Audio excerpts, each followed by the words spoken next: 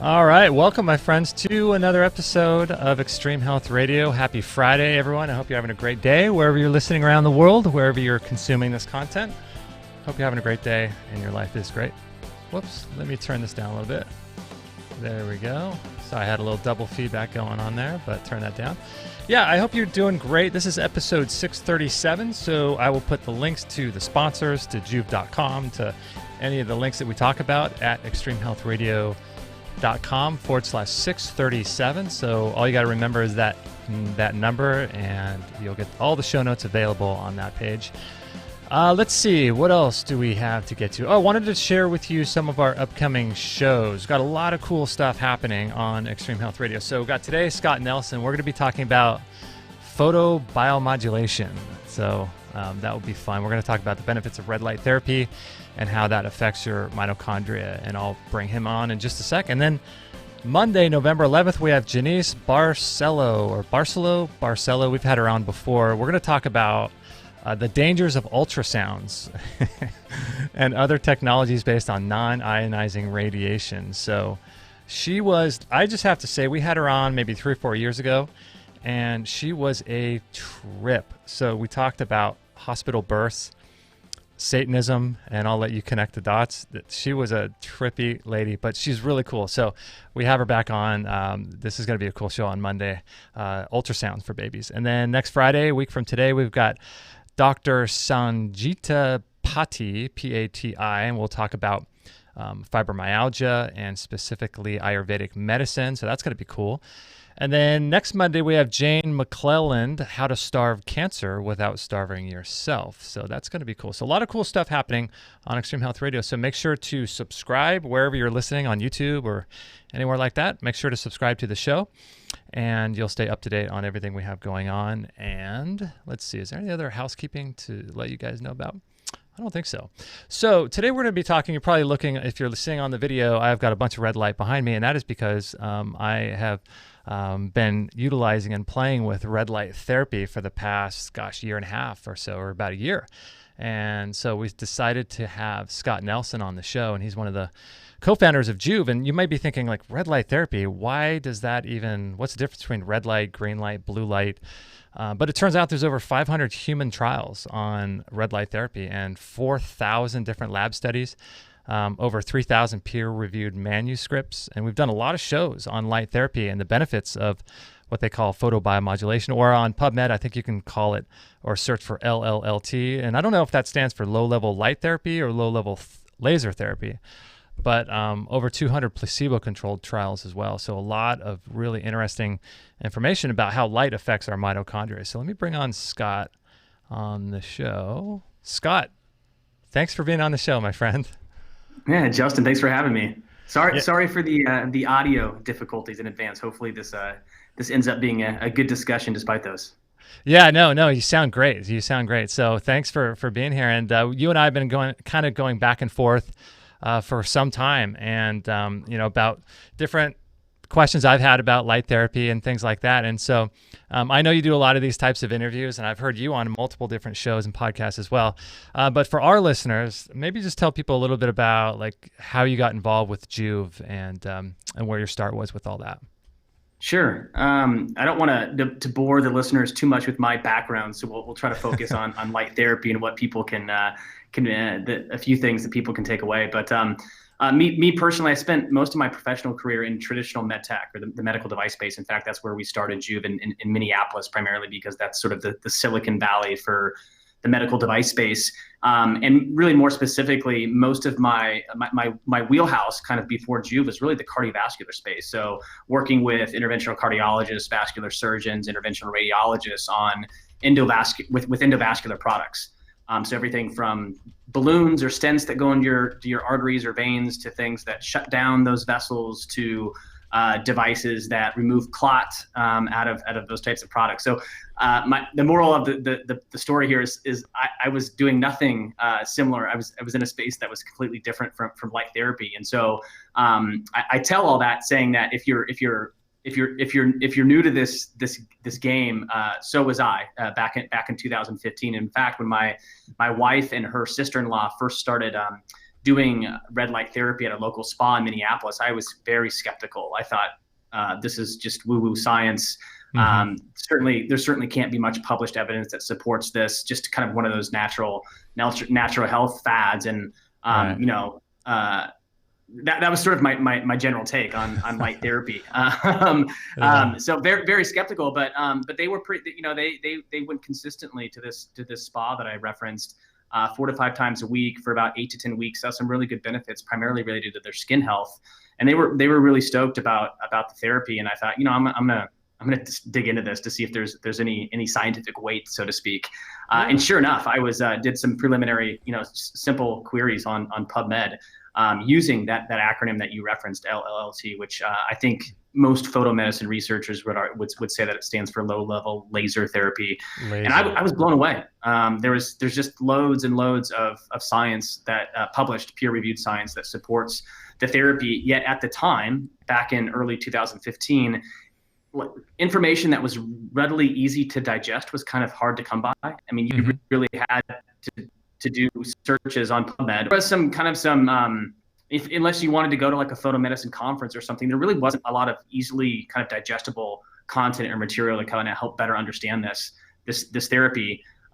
So that it was very intriguing. Kind of the combination of, on one hand, there's tons of published peer-reviewed science that supports it, but on the other hand, no one really is kind of making this readily understandable for most people. And so that sort of was the very beginning impetus to Joovv.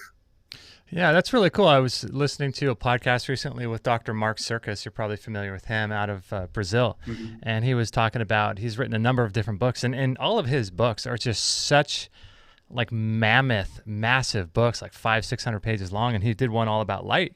And what he was saying was, he was describing like modern disease and things like that as basically a light deficiency. And, you know, years ago, I remember hearing for the first time somebody say that light is more important than food. I just remember thinking, like, that can't be the case. Like, but then when you learn the physics of it and how food actually captures biophotons from the sun, and those biophotons interact with our bacteria, and it's really not even about the food itself. It is about light.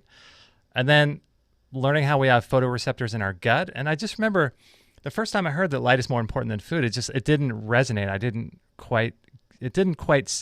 I just thought there's no way that's true. But as I learned more, I started realizing, wow, like this light really does impact our mitochondria more than food does. And it's just a massive like shift in your thinking, isn't it, when you come across stuff like that?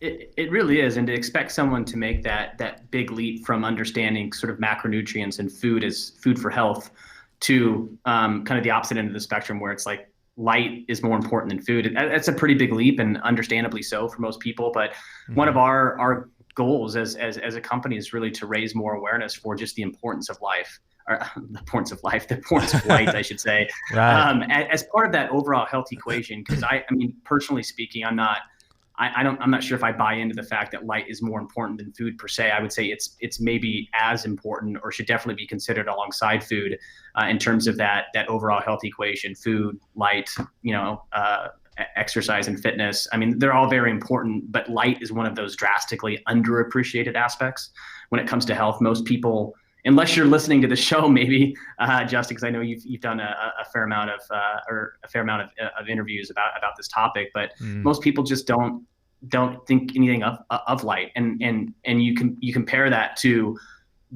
our modern day lifestyles. You know, there's a pretty well known stat that Americans now spend 93% of our time indoors under artificial light. And that seems alarming at first blush, but it's pretty true. I mean, when we lived in Minneapolis, obviously here in Southern California, there's a lot of natural light, but in Minneapolis, not the case for long periods of time. That was definitely true for me. In fact, I probably spent more than 93% of my time indoors, and that's just such a drastically different sort of lifestyle than how our bodies have sort of adapted over time. It's kind of akin to saying, to looking at kind of the modern day, you know, diabetes crisis, right? There, so many people consume such high glycemic carbohydrates, which is just such a drastically different sort of nutritional lifestyle than our grandparents, as an example. So I think light kind of fits. There's very similar parallels to kind of viewing ancestral living and how our great grandparents and great grandparents lived under natural light, and then comparing that to how most of us use light today. It's just drastically different. Mm-hmm. Yeah, I was reading a quote recently that was saying something like, you've probably seen it, those memes that go around, something like, how does it go? It says something like, human beings are the only creatures dumb enough to create artificial light and stupid enough to live underneath it. And it's so true, like it's such a trip. 93%. I remember I heard you mention that on Ben Greenfield's podcast, and it really I started thinking about the amount of time that I'm indoors, and it starts to make sense, It does. I'm in this knee deep in this space, in this light therapy space, and it's even hard for me personally to get outside as often really as I should, unless I'm working outside maybe, but that has its challenges as well. So it's hard. I mean, our modern lifestyles don't support it. It's kind of similar to asking someone that's interested in eating like a paleo type of diet. Well, just go grow go to the local butcher shop that has cows and animals locally. Well, you have access to that sort of stuff, but it's just difficult for most people to kind of live that sort of lifestyle. And getting enough natural light is really we should, or what's optimal for our health is just hard to do these days. And I just think it's just one of these topics that just deserves more and more attention because it's so underappreciated. And we're kind of talking about light in general and really its impact maybe on our circadian biology, but there's also you can also use light for the purposes of its therapeutic benefits, right? Which is kind of more within the context of traditional photomedicine or photobiomodulation. So there's kind of two different things, but the overall picture here is that light's pretty important and it's underappreciated. We should definitely consider it as part of the overall health equation. Mm-hmm.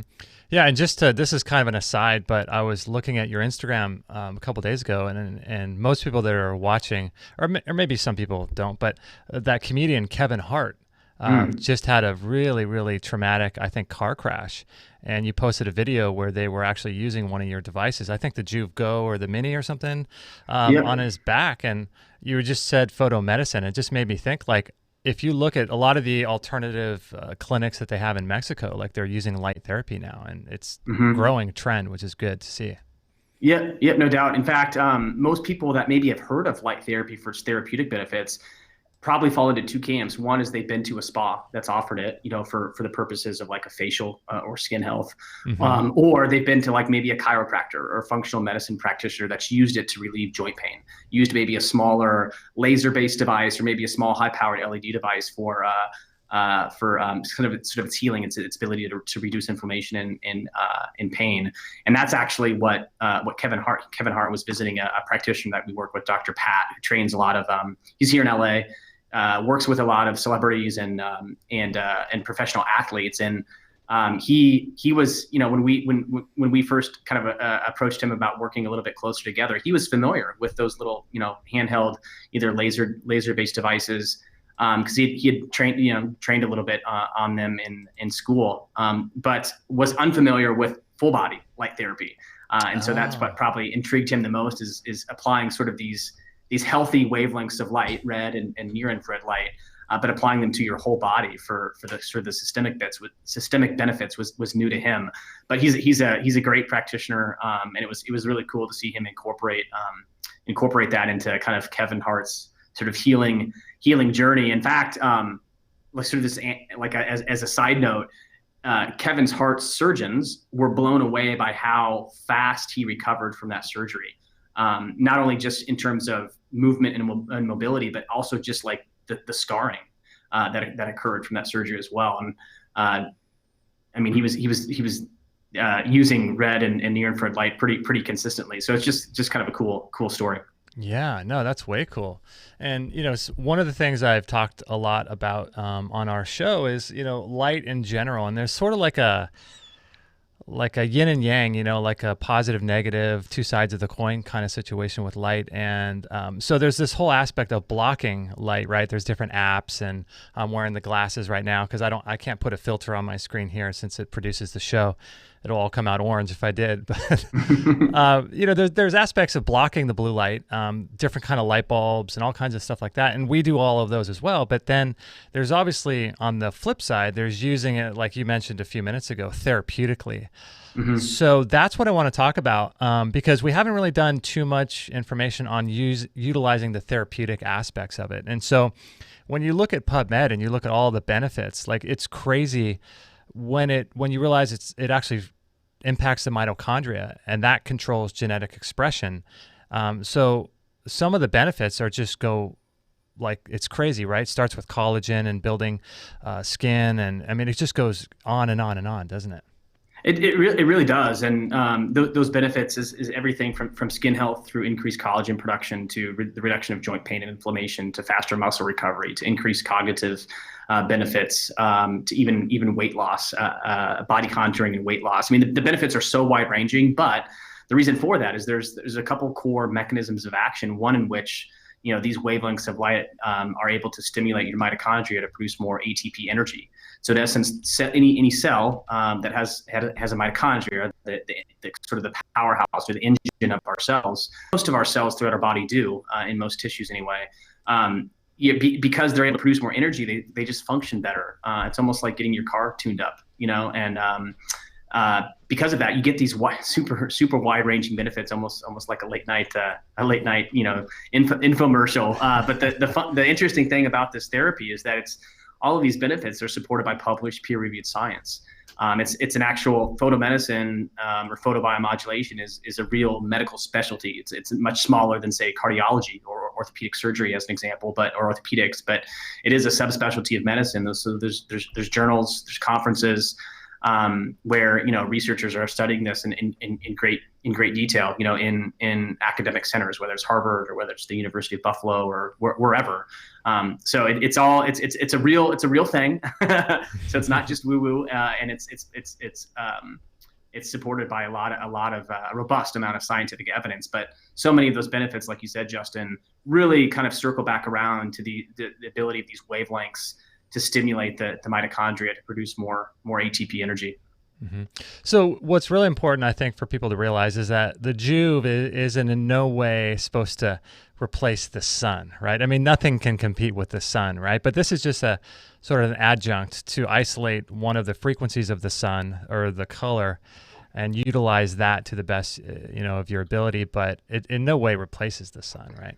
No, you're exactly right, and that's something that we try to avoid that conversation entirely. This shouldn't be viewed as any sort of replacement for the sun. In fact, one of the big take-home messages for someone tuning in would be, don't go rush out and buy a light therapy device if you're new to this topic and maybe want to experiment a little bit. Instead, go get some free medicine. Go be more cognizant of your natural versus artificial light exposure, and try to just get more of the latter, more natural light exposure on a consistent basis. So that may mean something is like just 10 to 15 minutes a day.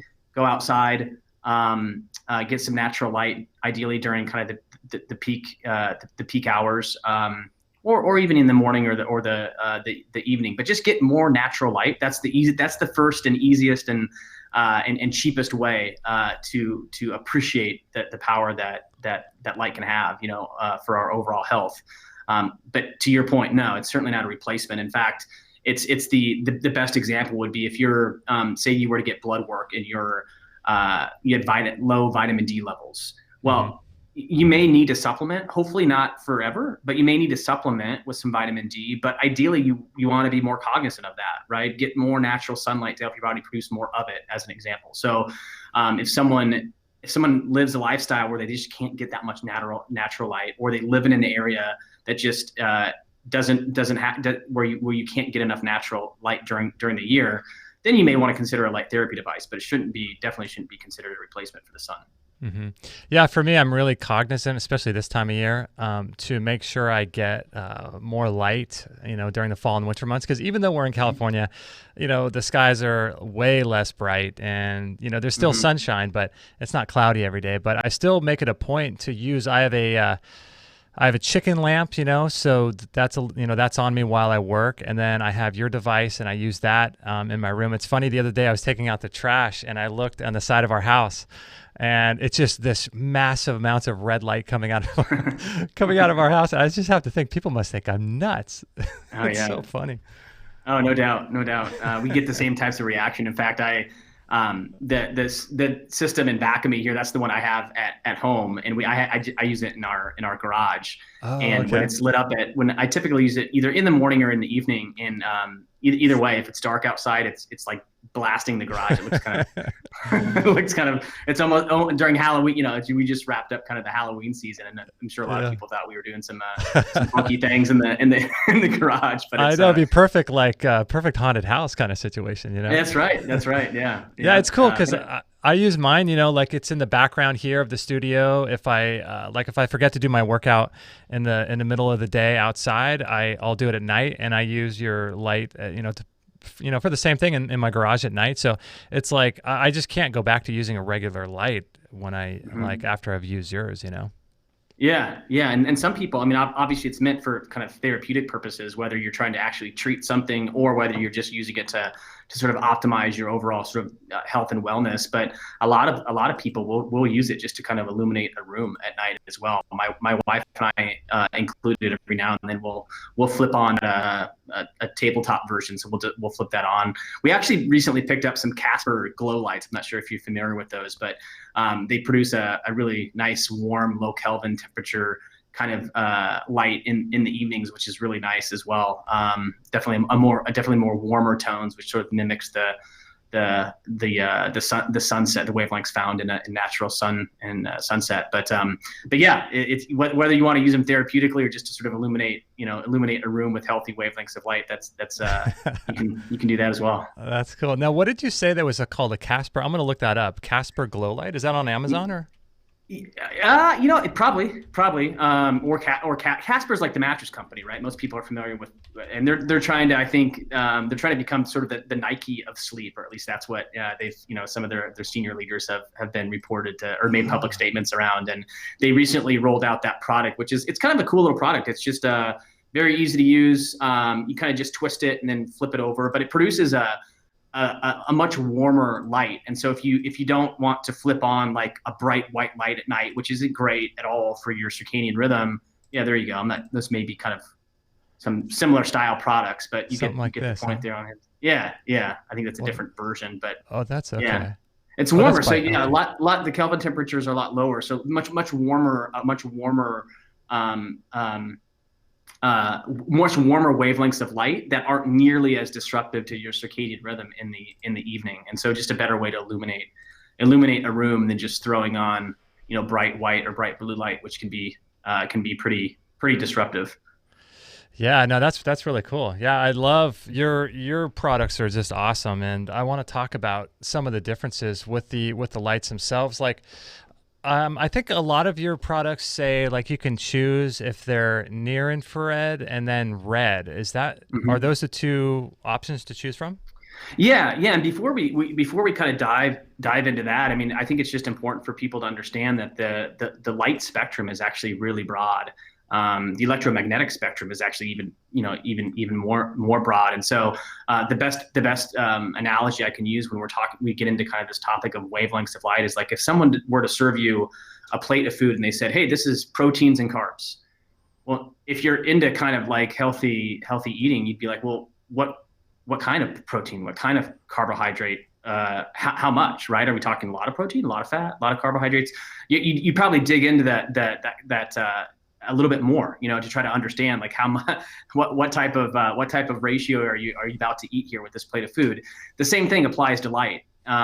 Not our bodies metabolize different wavelengths of light in very different ways. I brought up vitamin D earlier. It's pretty well known that our bodies will respond to UVB wavelengths of light whether they're from the sun or from an artificial source, and in response produce more vitamin D. The same thing holds true with blue light, as an example. If you're blue light can be used therapeutically to kill, say, acne, destroy bacterial-induced acne. But exposing your body to bright blue light at night can be very disruptive to your circadian rhythm. And so the point I'm trying to make here is that our bodies, they respond to these different wavelengths of light, just like they do to different types of carbohydrates or different types of proteins or fats. And so the wavelengths that we're about to talk about, which are delivered from our devices, are red and then near infrared. So not mid or far infrared, which is an important distinction. Mid and far infrared wavelengths of light do a really good job of producing heat. But there's not nearly as much science to support the energy producing benefits that come from near infrared and red light, visible red light. And so I think that's just important for people to understand that we're actually talking about a pretty narrow spectrum of light when we're referring to red and near infrared. So with those, or with that little tiny spectrum of frequency, I think it's six something to 780 or something like that. With that little tiny frequency, that little slice of the pie of the entire light spectrum, I'm sure there's lots of studies showing that particular wavelength in that spectrum is where the goods are, right? You got it. Yeah, it's pretty well documented that visible red light in kind of that mid 600 nanometer range, so anything from like maybe 630 to 660 or so, has some pretty profound benefits. And then near infrared in the low to mid 800 nanometer range. So basically the 600s and then the 800s, those are the wavelengths of light that are supported by a robust amount of published peer-reviewed science. And really the only difference between those two is, so visible red light, most of it's absorbed in the dermis and epidermis of your skin, which is why it's primarily studied for skin-related benefits, whether it's aesthetic benefits like increased collagen production or the reduction of wrinkles, or reduction of age spots, or even skin-related issues like psoriasis or rosacea, as an example.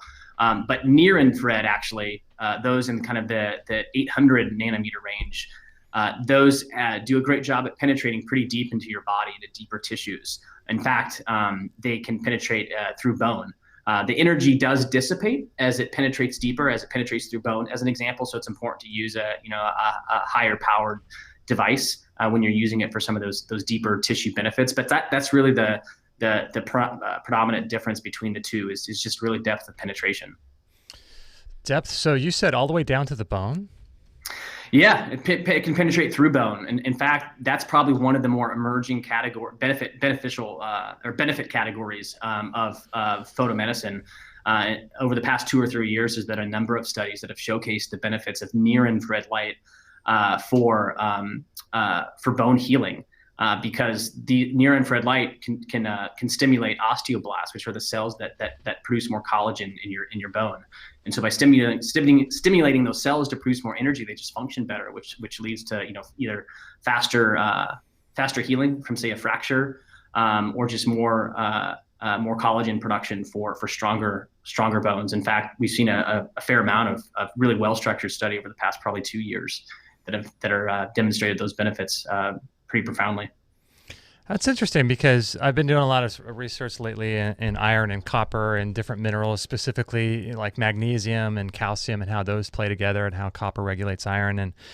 And then there's this whole iron recycling system where the red blood cells, the dying red blood cells, which I think are about 10% of them a day, die and go back to the bone marrow to get recycled into new red blood cells. And if there's not enough copper there, it can't make it back to the bone marrow. So the fact that that your red light is affecting copper and affecting the bones, and it's probably the bone marrow too, is really interesting. I'm going to do some more research on that, but that's really interesting to me. Yeah, I mean, the whole kind of mechanism story around light therapy, or like basically trying to answer like how is this actually working at a cellular level? It's cool to say like, hey, they help you produce more energy, but I mean, if you're kind of geeky or nerdy like you and I, Justin, when it comes to this stuff, we want to go a little bit deeper and try to understand why. In fact, we just did a write-up with Dr. Praveen Irani, who's at the University of Buffalo, arguably one of the most well-known thought leaders when it comes to photobiomodulation. Really nice guy. And we asked him the same question, like, what are some newer trends that photomedicine researchers are learning when it comes to mechanisms of action? And the sort of the gold standard within the photomedicine community has always been this resonance of red and near-infrared light with an enzyme during cellular respiration called cytochrome C-oxidase, or CCO. And it would, these wavelengths of light could resonate with, the theory was to resonate with CCO, which would help free up nitric oxide, which is why you may see a kind of some vasodilation when using this type of therapy. But it would actually free up CCO, which tends to bind with nitric oxide, when in excess. But by freeing up CCO, you're able to allow for kind of normal cellular respiration, which is the production of cellular energy. And that, as it is, interestingly enough, I don't think that's wrong per se, but interesting enough, it's becoming more and more clear that's really not the only mechanism that's happening here. In fact, Dr. Arani, the researcher that I just mentioned, in his lab, they've showcased some pretty clear science that suggests near and red and namely near infrared light actually can stimulate TGF beta 1, which is a cytokine, and by stimulating that, you get a really, really nice immune response. And so, we've always kind of known that, at least those of us in the kind of the world of light therapy have known that there's pretty clear evidence that red and near infrared light therapy help you transition your immune system from what's something called an M1 phenotype to an M2 phenotype, which is basically like a heightened immune response in essence. But it's like, how is that actually working? And it's pretty clear that that near infrared light can actually stimulate TGF, that cytokine I mentioned, TGF-1 beta. And so I mention all of this because we'll continue to learn a lot more about the mechanisms for light therapy in an effort to try to understand why do you get so many benefits? What is the ideal dose response for different types of treatments? In fact, one of the more interesting things is that came about that recent conversation that we had with Dr. Arani, is that his lab does a fair amount of research with respect to cancer in the oncology space. And what's really cool is that if you take a healthy cell and expose it to red and near infrared light, you get this you get these wide-ranging benefits, right, through enhanced energy production, and enhanced maybe immune response, et cetera. But then if you expose a cancerous cell, a tumor cell, as an example, to red and near infrared light, you don't get those same responses. The cell doesn't just get, because that's been the fear, especially in the oncology space, is you have a tumor cell. Well, if it's functioning better, that tumor cell is just going to grow and get bigger.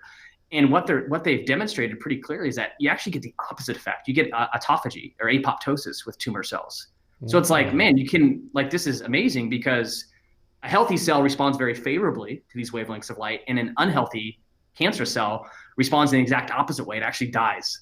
And so that's really interesting research and an example of things that we're continuing to learn more and more about in this, what I would consider pretty early field of photobiomodulation or photomedicine.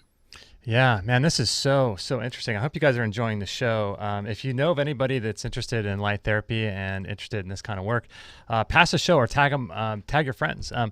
We're with Scott Nelson from Joovv, JOOVV.com, and we're going to be right back. I'm going to take a little break, and we'll be right back right after this.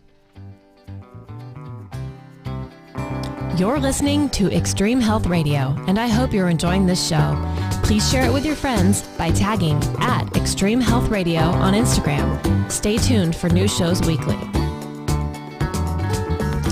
Yeah, my friends, come join us on Instagram. I'd love to have you on there and interact with you. It's a lot of fun, and we share what's going on with our little kids and all our little adventures every day. So there I am jumping on the rebounder. So yeah, make sure to join us on Instagram and tag us on there. It's just a lot of fun, and I love communicating with you guys. And that's where we let you guys know about our upcoming shows and all that kind of cool stuff. So right now I'm going to tell you about a little device. So you guys probably know that we talk a lot about light water magnetism and biohacking. I don't even like that word, because biohacking, to me, it just makes it seem like there's something wrong with our biology, that we have to hack it in some weird way. But if you go to our store, biocharge.me, you'll see the Joovv red light therapy device there, but also you'll see this Magnetico mattress. And we had Dr. William Pollack on the show some time ago talking about magnetism and its effect on electrons and cells. So check this out. The body, and for the body. Okay.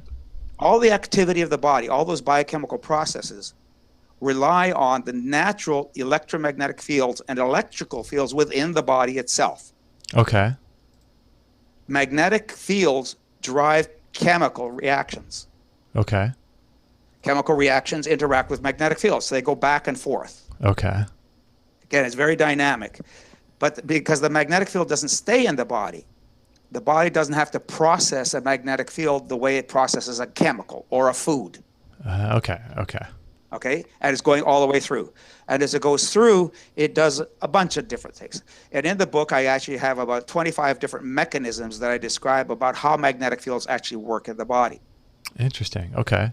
But the primary mechanism we believe that's happening is that you're generating charge, you're generating energy, the production of energy in the tissues. And remember I said electric currents and magnetic fields in the body itself drive and move all sorts of processes continually. Okay. And when you have disease, when you have illness, when things are not functioning as well as you want, and including aging, the slowing down of activity in the body, that is due to a decreasing energy production processes in the body. That's what aging is. It's the reduction of energy in the body. Yeah, so I like that little clip by Dr. William Pollack. And so what we've done is we sleep on these crazy magnetic pads on our bed. So what's interesting about magnetism is it actually affects not just the mitochondria, but the electron spin of your cells. And these electrons need to spin at faster rates in order to help move down the electron transport chain to create more ATP in the mitochondria. And so if you look at the evidence, the Earth's magnetic field has been drastically reduced in the last 8,000 years, and it's reduced around 80%. And I think right now, the current research is showing that we're at like a 0.5 Gauss of electrical or magnetic energy coming from the Earth. And it used to be around 3 or 4 Gauss a long time ago, back in the Babylonian Empire, they say. So what's interesting about that is that magnetism has really great benefits. So does light. And when you start stacking all these things together, like the Joovv therapy device, this Magnetico mattress pad, it really helps to move the needle with your health. Like these things are foundational, physics-based biological impacts that you can have on your body. And I think much more than food myself. So what's cool is moving into this weird, crazy 5G world. I feel much better. I used to ground myself when I slept, and I used to go, rod to earth through the window, and that was kind of crazy. But then I started realizing about all this stray voltage that Dave Stetzer talks about, and I thought maybe I shouldn't ground unless I live in like a forest or something like that. We get a lot of questions about that. But so it all depends on where you're located, your context. Are you on the 4th floor, the 5th floor, stuff like that. So what we've done is just use this Magnetico mattress sleep pad. I'm telling you guys, this thing is awesome. Bathing yourself in this magnetic field is really, really beneficial for your health. And so I'm just a big fan of it myself. And we have the 10 Gauss version. And I think if you go through our link, there is a 10% discount you can get. And I would highly recommend focusing your health on areas of your body that you can move the needle the most. And like we mentioned before, food is kind of low down on my sort of totem pole. So I like to focus on light, magnetism, water, spirituality, personal growth, these types of things to help move the needle a little bit more. So look into the Magnetico mattress sleep pad. And then I also want to tell you about, speaking of light, this far infrared sauna. So there's a lot of different saunas that are available, and we have, lots of them. In our store, we've got a lot of different versions of them, and the one that we use is this one called the Relax Far Infrared Sauna. And check out what Dr. Christopher Shade has to say about sweating. How do I detoxify from plastics? I mean, you guys are using a sauna, and that's something I'd like to get. And what does a sauna do for us? A sauna is great. It's moving a number of different toxins. Remember, we talked about the mice, that if you put PCBs in there, then that made the mercury all that much worse. And sweating moves out a lot of plastics, volatiles, fat-based toxins. It's really good at moving those out and sweating those out. So that's how you're getting those out, and those are contributing to this synergistic soup inside the body. And so that's why they're good, is they're taking out a bunch of the different things in the soup. I love that. The soup, the synergistic soup. Yeah. So sauna therapy is something that I've been doing myself for the past probably 8 years now. I probably average around 5 or 6 days a week, and I get to watch documentaries. Your head sticks out of this particular one, which I like a lot. From an Ayurvedic perspective, they always say to not heat up your head. I don't know why, but they've been around for 5,000 years. So I don't know. Intuitively, for me, I like having my head out, and that way I can watch Netflix, I can watch documentaries. And this thing is amazing because what it does is it's actually oscillating through these far infrared frequencies, the fat cells in your body. And we know that now that these fat cells sort of glob on to sodium-based molecules. And if you drink some salt water before you start sweating, these things will attach to themselves. The fat molecule will oscillate, and you'll actually be sweating, pushing these things out through your pores. And with 60,000 new chemicals being introduced into our environment since the early 1960s, 84,000 chemicals are currently in commerce. I mean, we're just bombarded with this stuff. So in my opinion, like moving into this 5G world, this toxic world, this has to be a part of, someone's everyday life. So if you guys are interested, check out the Relax Far Infrared Sauna. We have those available on biocharge.me. And for anyone that purchases, you'll get a free 30-day trial to the Extreme Health Academy. I just want to let you guys know that as a sort of bonus and a thank you for your support for going through our link. And yeah, so if you guys are watching on YouTube, you can check those out below. And let's see what else. Anything else? I don't think so. This is Extreme Health Radio, where we're 100% listener supported. Make sure to join the Extreme Health Academy with thousands of other listeners and get real solutions for your health challenges. Yeah, my friends, come join us inside the Extreme Health Academy. It's a really cool place for all of you guys to come together and to make friends, join the forums, and get access to all the courses. We've got about 20 courses in there now that, in my opinion, should be taught in schools, or we should be taught this stuff growing up. So it's just a lot of fun. So come and join us. I love interacting with you guys on there.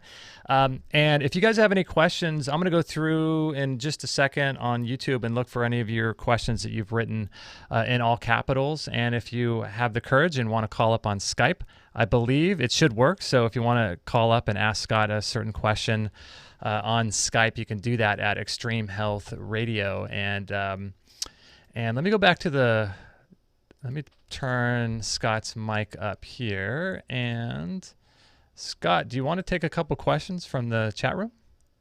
Sure, would love to. Okay, cool. Let me see if I can find some more good ones. I thought I saw a couple when you were talking before. Let's see. Let me grab a good one here. Big Fat Mama. I love her. She's a regular listener. I love seeing her name. How do analog lights compare with digital, single, or limited wavelength photobiomodulation for health or cell recovery? Do you know analog? Is she talking about maybe like pulsed lighting, like flicker rate and stuff, do you think? I think she might be talking about like an incandescent source of light, like okay. a non-LED based version of light, maybe. Oh, interesting. Okay. Well, assuming maybe that's the case, yeah, I would love to answer that question. When we talk about incandescent sources of light versus maybe fluorescent bulbs, that if you've ever spent time in a tanning bed, most tanning beds, or at least the old school ones anyway, used fluorescent bulbs to LEDs. LEDs, whether it's a kind of a cheap LED that's used for interior high efficiency lighting. Or medical grade LEDs, which is what we use in the Joovv devices. It all comes down to the source, right? And the source is important. So to answer your question, I guess more specifically, let's take something like an incandescent bulb. Maybe it's maybe like an incandescent heat lamp as an example that you may pick up like at a Lowe's or a Home Depot or something like that. Typically, an incandescent source can be usually it's going to be pretty inefficient, which is not bad, but pretty inefficient. So it's not going to be able to deliver a lot of power for therapeutic purposes. And usually the wavelength spectrum is really broad. So kind of going back to what we spoke about earlier, there's good and bad things that come from a broad spectrum of light. Let's take the infrared heat lamp as an example. The reason it does produce a fair amount of heat is because most of those wavelengths fall in the mid and far infrared range. which are really great at producing heat. Now, when it comes to photobiomodulation or light therapy, the source is really important because you actually want a device to deliver very specific wavelengths of light. And so that's why lasers, low-level laser therapy, was sort of the acronym that was often used in the photomedicine communities, because historically you could only use a laser, or a laser-based source was required to deliver a very, very specific wavelength of light. Now, with medical grade LED chipsets and drivers, you can actually deliver you can deliver light with laser-like specific wavelengths of light, also at a pretty intense power. And so that's why medical grade LED chipsets and drivers are becoming more and more normal within the photomedicine communities. They're also much less expensive than like laser, as an example. So hopefully that answered the question. Again, it kind of depends on what you're using the therapy for. If you're just interested in illuminating a room at night or something like that, incandescent sources can be great, especially if they're lower. They produce wavelengths of light that are lower in Kelvin temperature, more warmer. But if you're using it for therapeutic purposes, meaning I've got a sore joint and I want to relieve this joint pain with natural light therapy, it's going to be kind of hard to do that with an incandescent source, because the wavelengths that are delivered from that source are really broad, and the power is pretty insignificant. So you'd have to use it for a really, really long time to get a biologically relevant result. So that's kind of the differences between, something like a laser or LED based source or an incandescent analog source. That's interesting. I have one of those handheld lasers, and I use that for targeted therapy. If something goes wrong, if I feel like I pull my knee or something like that. What's the main difference between a laser and an LED based system that you guys are using? What's the difference there? Yeah, it all comes back to the source. So lasers, let's talk about within the context of photomedicine or photobiomodulation. Lasers were, that's why that acronym you mentioned earlier, LLT, is generally the one that you'll find when doing a search on PubMed, is because most of the research in the photobiomodulation community was done with lasers, because that was the only way to deliver a very specific wavelength of light at a very specific energy level to induce a clinically relevant result through a certain energy dose. Lasers were really the only way to do it. Now with medical grade LEDs, and as LED technology has advanced, you can do very, very similar things. So you can really dial in not only the wavelength of light that's delivered, but you can also dial in the energy that's delivered as well from the device, and you can produce a fair amount of it. So you can produce kind of precise wavelengths of light with laser-like doses of energy with an LED-based device. And sometimes that comes up in conversation because people are like, well, I thought LEDs were bad. I hear all these things about LEDs are bad. Well, again, it kind of comes down to what type of LED you're using.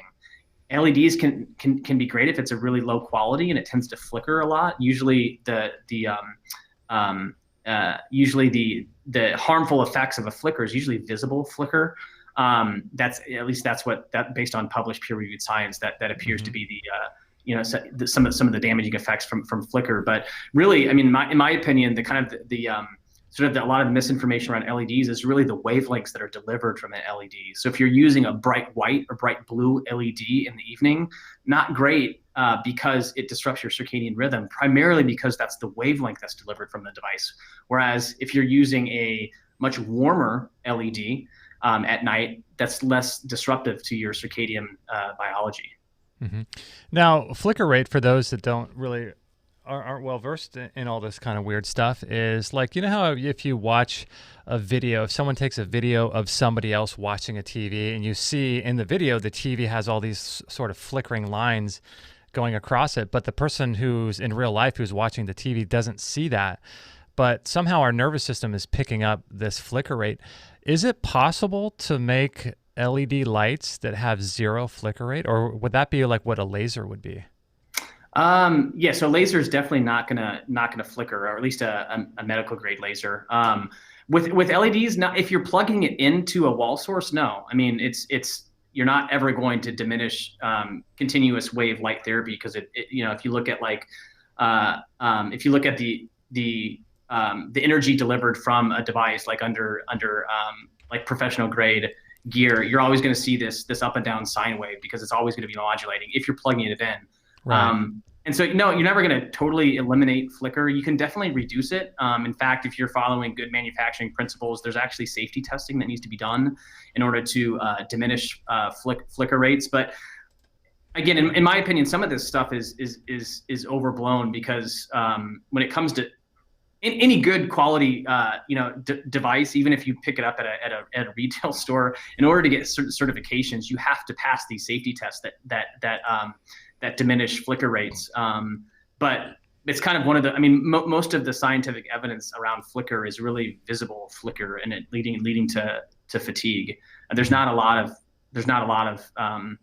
other evidence that suggests any other type of flicker is your body will respond negatively to it.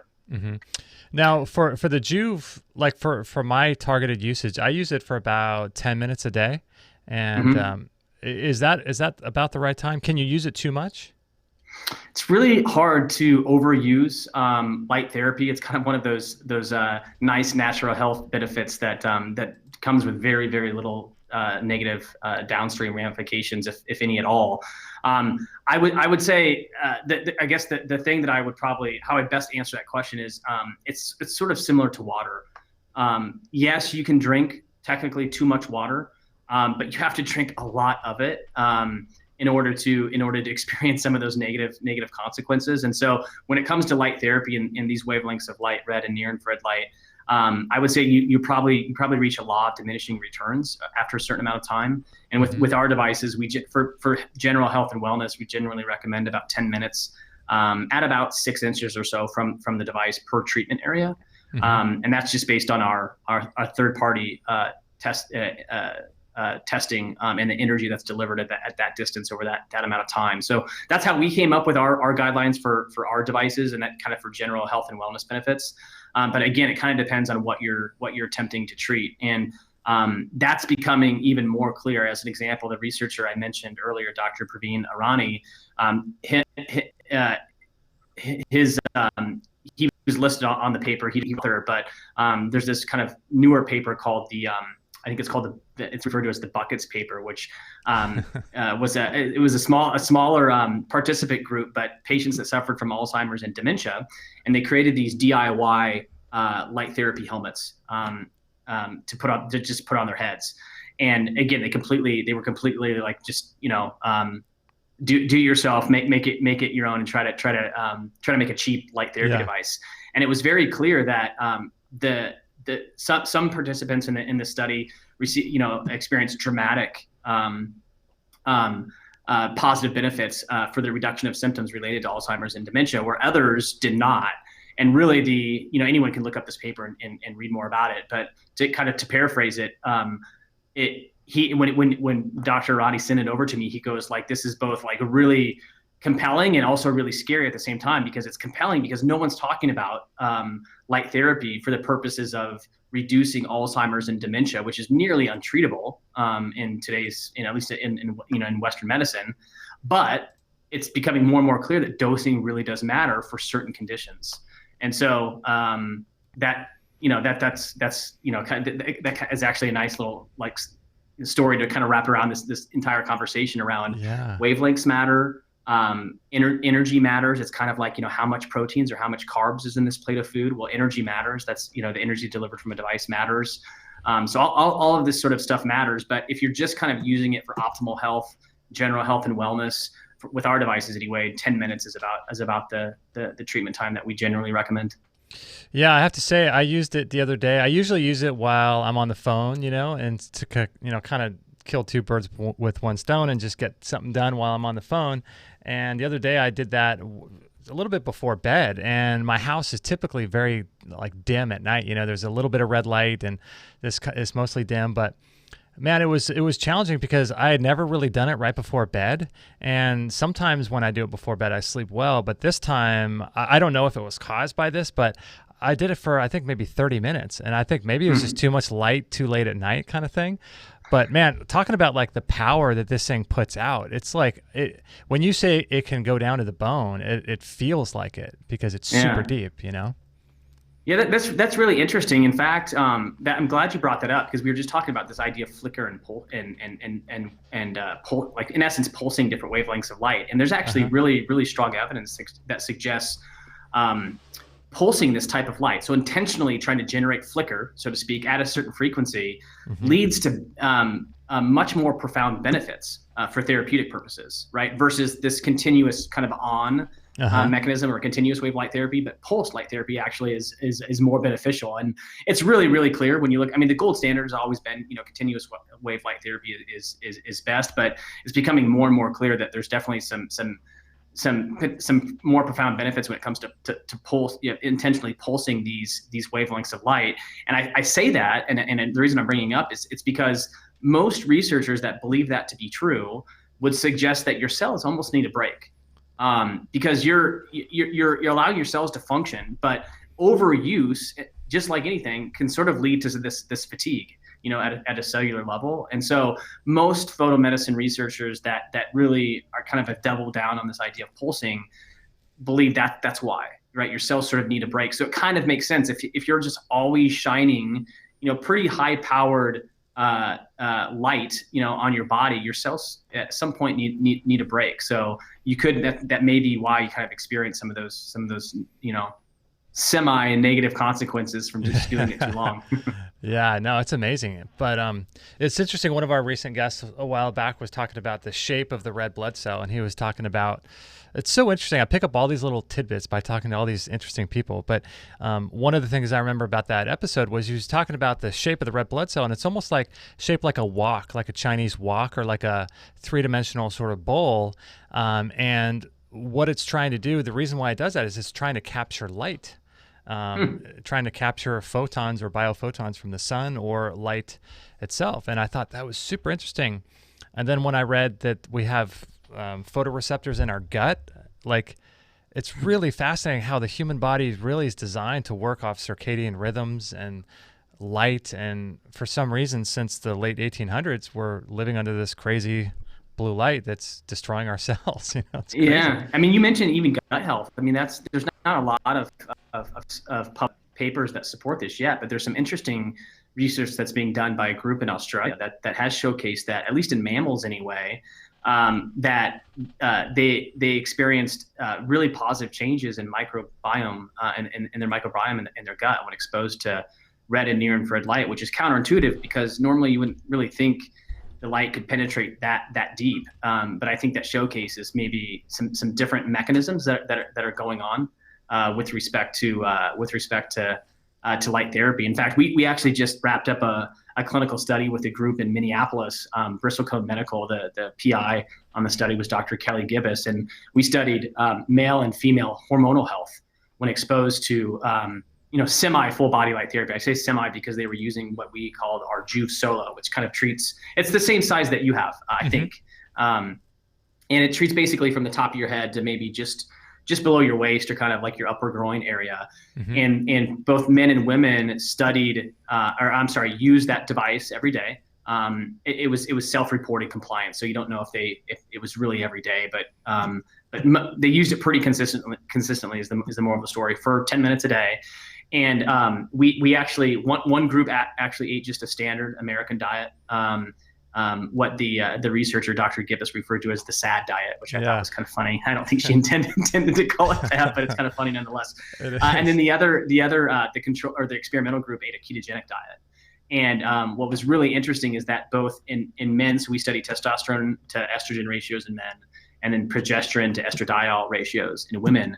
And both men and female saw significantly increased testosterone in men and then progesterone in women. But the results were even better for those on the ketogenic diet. And so I think why I say that within the context of kind of these different mechanisms is because you wouldn't. I mean, it's really interesting. You're not really exposing all of your body to this light, but you're seeing testosterone. It wasn't like the guys were shining the devices right on their testicles. They weren't actually at all. Right. But they saw these systemic benefits within the context of hormonal production. And so it's really interesting. I think we'll continue to learn a lot more about different synergistic mechanisms of red and near infrared light over the next 5 to 10 years. Yeah, that's all that stuff's really interesting to me because, trying to figure out how to get light into, specific parts of your body is really challenging. And I remember in that show you did with Ben about, I think he was talking about the latex cells or some kind of cells in the testes that get sort of stimulated to produce more hormones. And so when I use your device, I stand in front of it naked, and I like getting it there as well as on my thyroid itself, because your thyroid is really sitting right below your skin. And so it's a great way to target, these areas, and even your prostate, and if you get creative and right. So. And if you think about I mentioned, in this particular study, the guys weren't it's not like they were shining, had their their testicles sitting right on the device. I would argue you should be using it naked. I mean, full body or skin exposure is really important for the purposes of light therapy. But even in the women, as most listeners probably understand that as women age, their natural progesterone levels decrease. It becomes harder and harder for your adrenal glands to produce progesterone, so you rely on DHEA. And so, it's not like we're putting a catheter in a body and shining devices right on the adrenal gland. You know what I mean? So there is something going on with respect to the systemic effect of full body exposure to these different wavelengths of light. So my point is yes, it's true that targeted, targeting these wavelengths of light directly on a certain area is beneficial, but these full body systemic benefits that you get from broader exposure appear to be delivering some pretty profound benefits as well. Mm-hmm. Yeah, when you start getting into the physics of light and photons and all of that stuff and how they interact with our mitochondria, it just becomes so fascinating to me, because you're getting into this weird, bizarre world of, spirituality and, physical matter and how that's controlled by electrons and things like that. And so what I thought was interesting is a lot of people in our work today are looking at the work of, I think is it Gerald Pollack? I forget the fourth phase of water. Mm-hmm. And I was reading... Gerald Pollack. Yeah, Gerald Pollack. So I was reading something about how recently this affects the viscosity of water. And people always get into this idea, I got to drink 8 glasses of water a day, and not realizing that our mitochondria is where we make water. That's if our mitochondria makes water correctly and it works properly, then it can create water for us. And so I'm wondering how red light therapy affects water inside the body. Do we know about any of that? Yeah.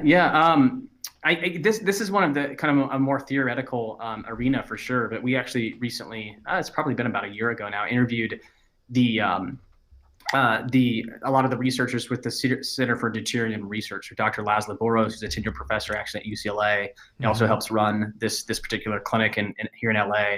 Dr. Q Collins, Dr. Ann Cooper, about this very topic of why does it seem like there would be synergy between something like the ketogenic diet and red and near-infrared light therapy.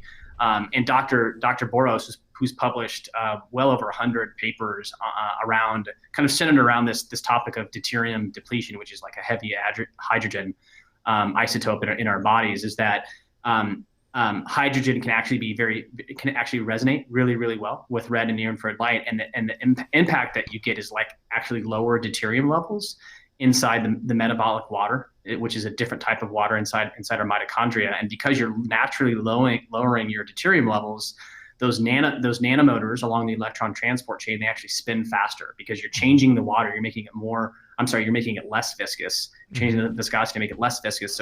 So the water can move across those nanomotors much better. And I think that the doctor that you had just mid show that was talking about the Magnetico mattress referenced that same concept, that you're allowing along the electron transport chain, you're allowing these nanomotors to spin that much faster by making the water, the metabolic water inside your mitochondria less viscous. And so that's his theory. Again, that there's not really a lot of published science that really, really clearly demonstrates that, but I think it speaks to the kind of the synergistic mechanisms that are happening inside our bodies, the wide variety of synergistic mechanisms of action that are happening inside our bodies when we're exposing them to these healthy wavelengths of red and near-infrared light.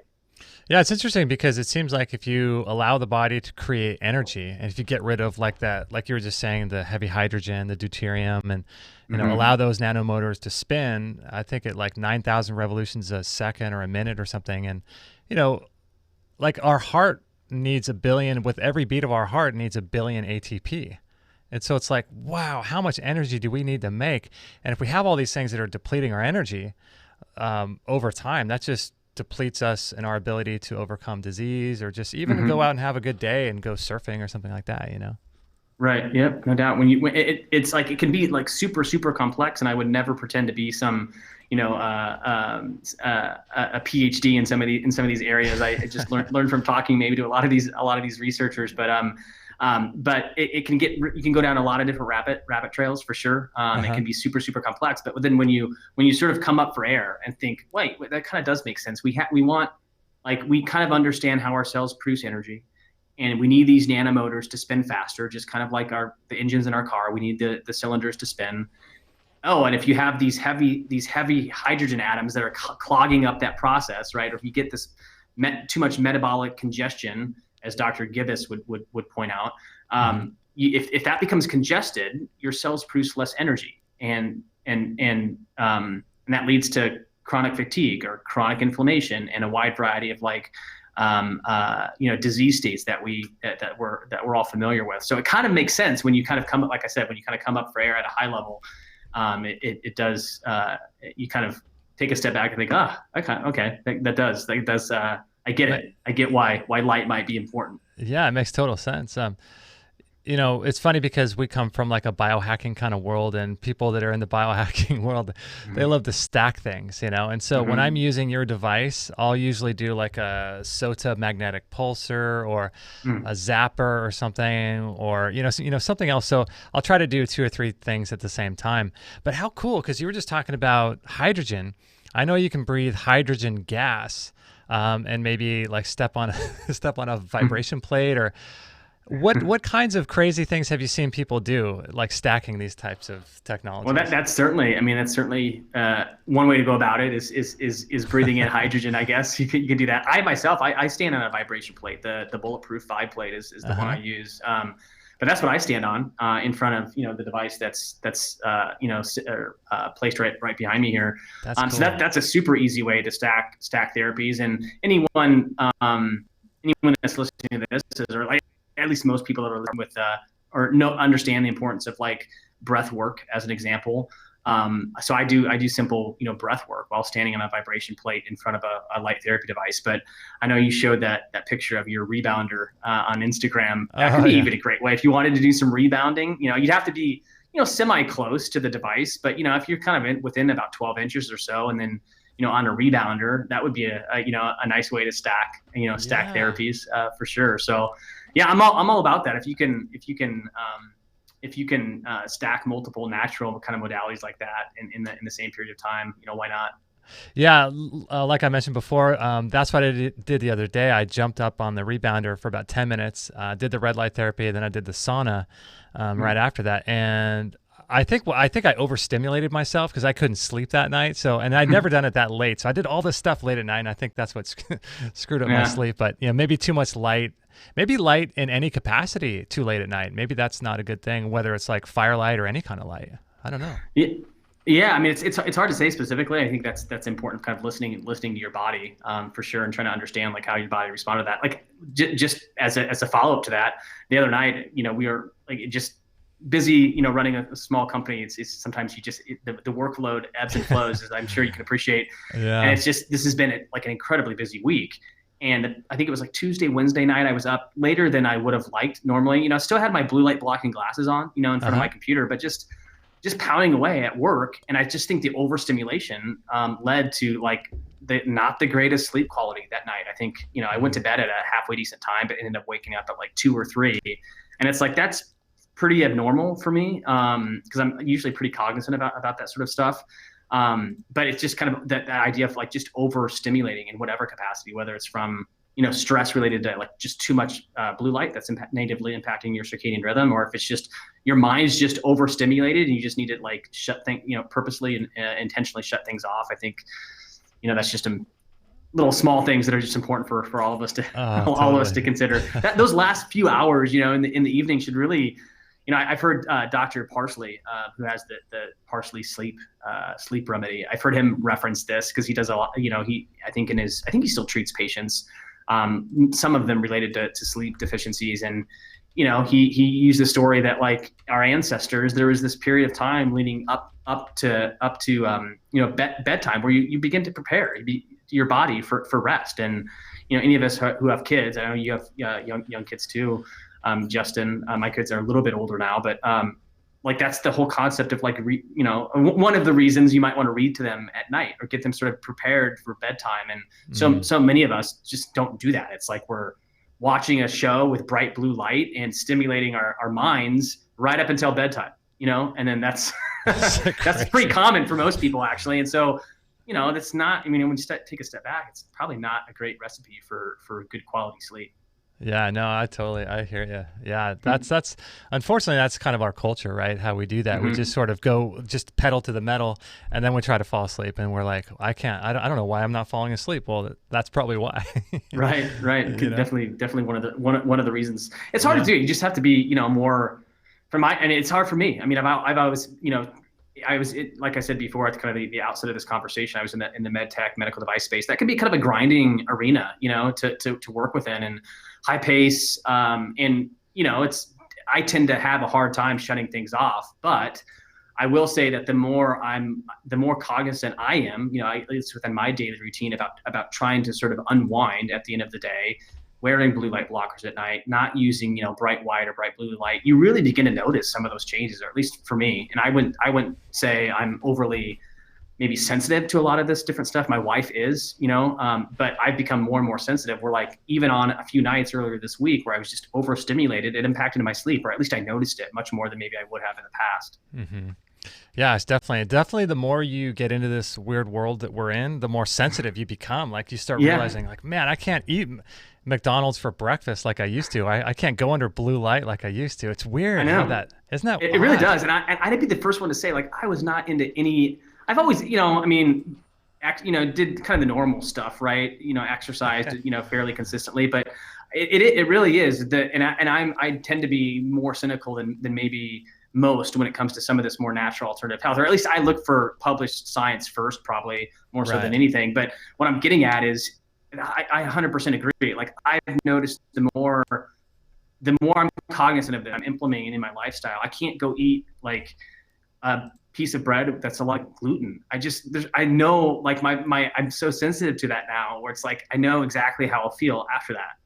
Not great at all. You know, if I'm using, you know, or if I'm looking at a TV screen with bright blue light at night and I'm not wearing any type of like blue light blocking glasses, I'm gonna notice it. I'm like, there's no doubt about it. So yeah, it's odd. You become a lot more sensitized to this sort of stuff. The further you sort of get into the weeds. I know, it's so funny. It's so interesting. All right, so we got a bunch of questions. So let's kind of maybe do a little rapid fire, because I want to be cognizant of your time as well, because I know you have a lot going on. It's not like you just sit around and do nothing. You've got a company to run. So you mentioned a little bit while ago about like a 6 inches being away from the light. When I was doing my rebounding, I was about 1.5 feet, but that's as close as I could get. What's the deal with the 6 inches, and why do you want to be within that little range there? It all comes back to the energy dose that is delivered, or the energy that's delivered from the device. So the reason we recommend about 6 to 12 inches from our device for that length of time is that we have independent testing done from diagnostic labs that showcase at that distance over that time, this is the energy dose that your body receives. And so and then you compare that to published research, and you can, you know, kind of begin to understand that with this energy dose that my body receives, these are some of the benefits that will result. And so the further you stand away, like if I take a step back, pretending that maybe my computer is delivering that device, the further I step back, the energy that's delivered from the device really begins to dissipate and decline. And so the energy that your body receives at that distance is not as great, you know, when you do the dosing calculations. And so you just have to use it for that much longer to receive the same amount of energy. And so you can stand, you know, 18 inches, 24 inches, but just understand that you're likely going to have to probably use it for a bit longer than you normally would in this situation, 10 minutes with our devices, just because the energy dose isn't the same. Okay. Good. God, this one's an email from Claire, and she wants to know, in reference to what you were just saying about standing 6 inches within the device, are there any issues with EMF? And I know that you guys are on top of this. So what's the deal with the EMF and getting 6 inches from the device? Yeah, the 6-inch recommendation isn't really necessarily because of any EMF concerns. Like we're very, like we talked about flicker a little bit, EMFs. Like we're in this kind of community of sort of natural health enthusiasts, biohackers. I mean, it's however you want to define it. That these are kind of buzzwords that and topics that generally come up more so than in other communities that we sort of serve. And so we're very cognizant of both. Diminishing flicker as much as you possibly can with a device that's plugged into a wall, or that's relying upon AC current. And then when it comes to EMFs, that's another kind of safety test, right? Our devices are registered with FDA, and there's certain safety testing that needs to be done in order to comply with those regulations. Electromagnetic safety testing being one of those. And so, yes, we're very cognizant about diminishing as many EMFs as really possible. In fact, we specifically use certain LED drivers to help diminish a lot of the EMFs that normally would be delivered, if you're using, subpar quality LED drivers. So yeah, I mean, there's definitely different ways that you can diminish some of that stuff through certain manufacturing practices. But at least with specific to our devices, it's something that we're acutely aware of. We've done, I think, a really good job to date, but it's always something that we're looking to improve upon.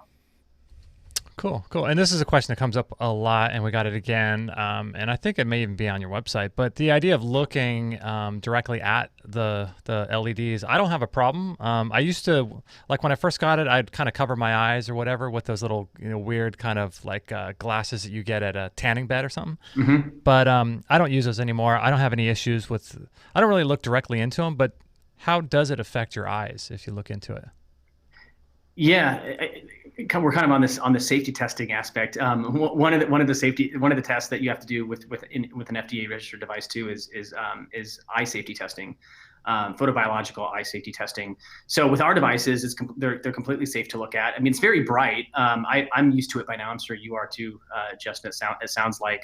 But with our devices, you don't need to wear any sort of eye protection. In fact, I would argue that you probably shouldn't. There's quite a bit of published science that suggests these wavelengths of light are actually very beneficial for your eyes, not just from a not just under the guise that they'll enhance retinal function, but also even with certain conditions like macular degeneration or glaucoma. There's pretty clear evidence that suggests these wavelengths of light actually help diminish the symptoms of some of those eye-related diseases. So I would actually argue, try not to wear eyewear if it's as long as you're it's not too bright, as long as your eyes can handle it. I would say that's probably the better way to go for overall health. Yeah, I would expect that as well. I'm just kind of scrolling through here and looking at some of the questions. If you guys have any questions on YouTube, post them in all caps if you would. That way I can see them and see that you guys really do want to or are trying to ask a question. And if you want to call, the Skype handle, our Skype handle is Extreme Health Radio, so you can call up and ask a question directly. Let's see, I'm trying to think of anything else.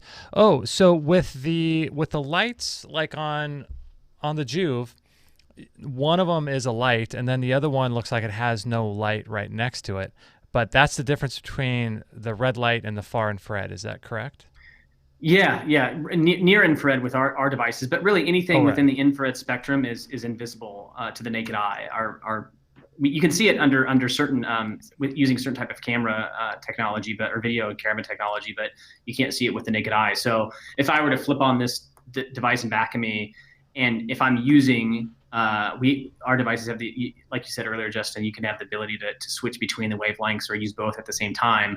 But the near infrared LEDs almost look like they're on. There's a faint glow that you can see from the LED itself, but to the naked eye, it's pretty hard to tell that the device is delivering near infrared wavelengths, and that's because they're invisible.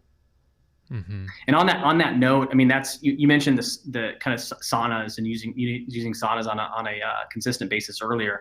That's another really common question that comes up. Can I use this inside a sauna, or does it displace a sauna? And I would at a high level, They're just very, very different. Photobiomodulation and light therapy is very different than heat-based or sauna-based therapy. Both are very good. I would argue there's much more science that supports light therapy than there is sauna therapy, but both are really good. And it's kind of the equivalent of comparing cardiovascular exercise to anaerobic, weight training. Both are different. Both are probably really good for the overwhelming majority of people, but they are different. And so that's why, generally speaking, we don't really recommend using our devices inside a sauna, not because they maybe don't work inside of a sauna. It's just it's kind of unclear how your body's responding to light therapy in a sauna, because in a sauna you're intentionally trying to induce stress, whereas with light therapy you're not looking for a stress response. You're actually looking for your body to produce more energy in response to these wavelengths of light. So just very different.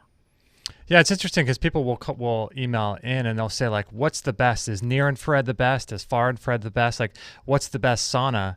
And, it's interesting because with all these kind of devices, my opinion is just, invest in all of them. Like, get a near infrared sauna, get a far infrared sauna, and use the one that you feel is good that day, and get, full spectrum sunlight, but then also get a Joovv, to supplement on those days that you don't get full sun. And it's not really like the best one in as much as it is, in my opinion, like just utilizing everything that we have available, right?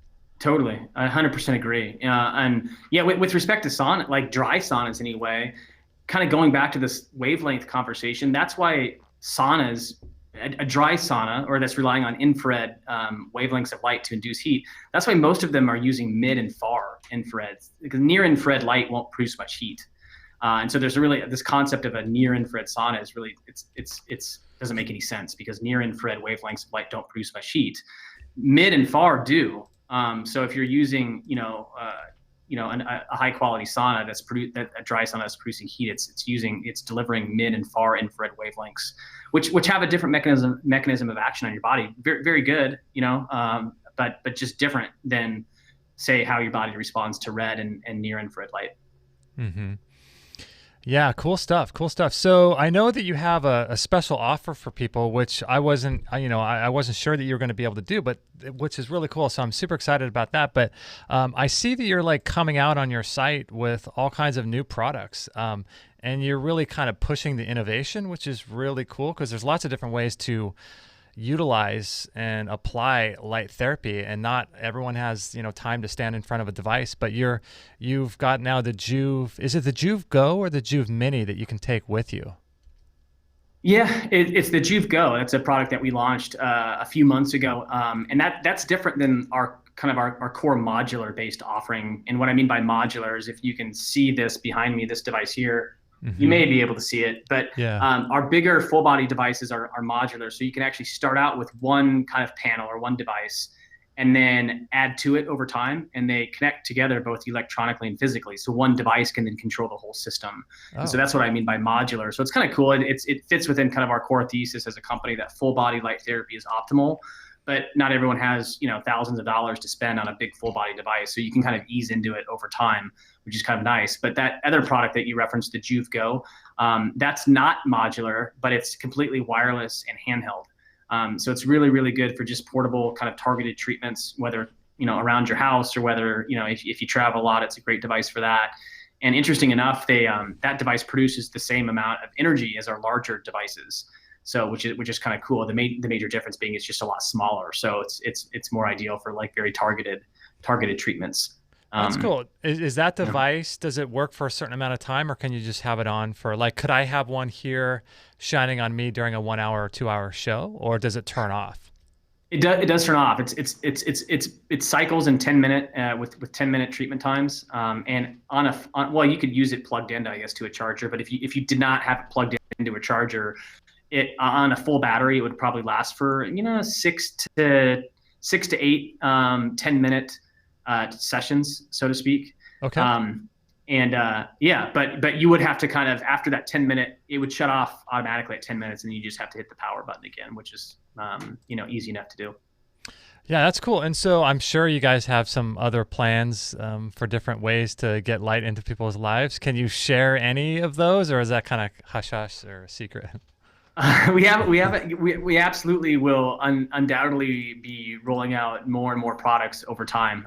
Can't really share any definitive information there, but expect continued products to roll out over the coming years. And I know we're just around the corner from kind of the holiday season too, so we'll be launching several promotions around the holiday season, starting out with financing. So if you're into kind of full body light therapy, but it's just too much of a chunk to kind of bite off, we'll be we're doing this live obviously on a Friday, but come Monday we'll be launching some pretty attractive extended financing options too. So. Oh, that's cool. So if someone wanted to do that, if they went through our link and then chose the financing option, it would just work for them.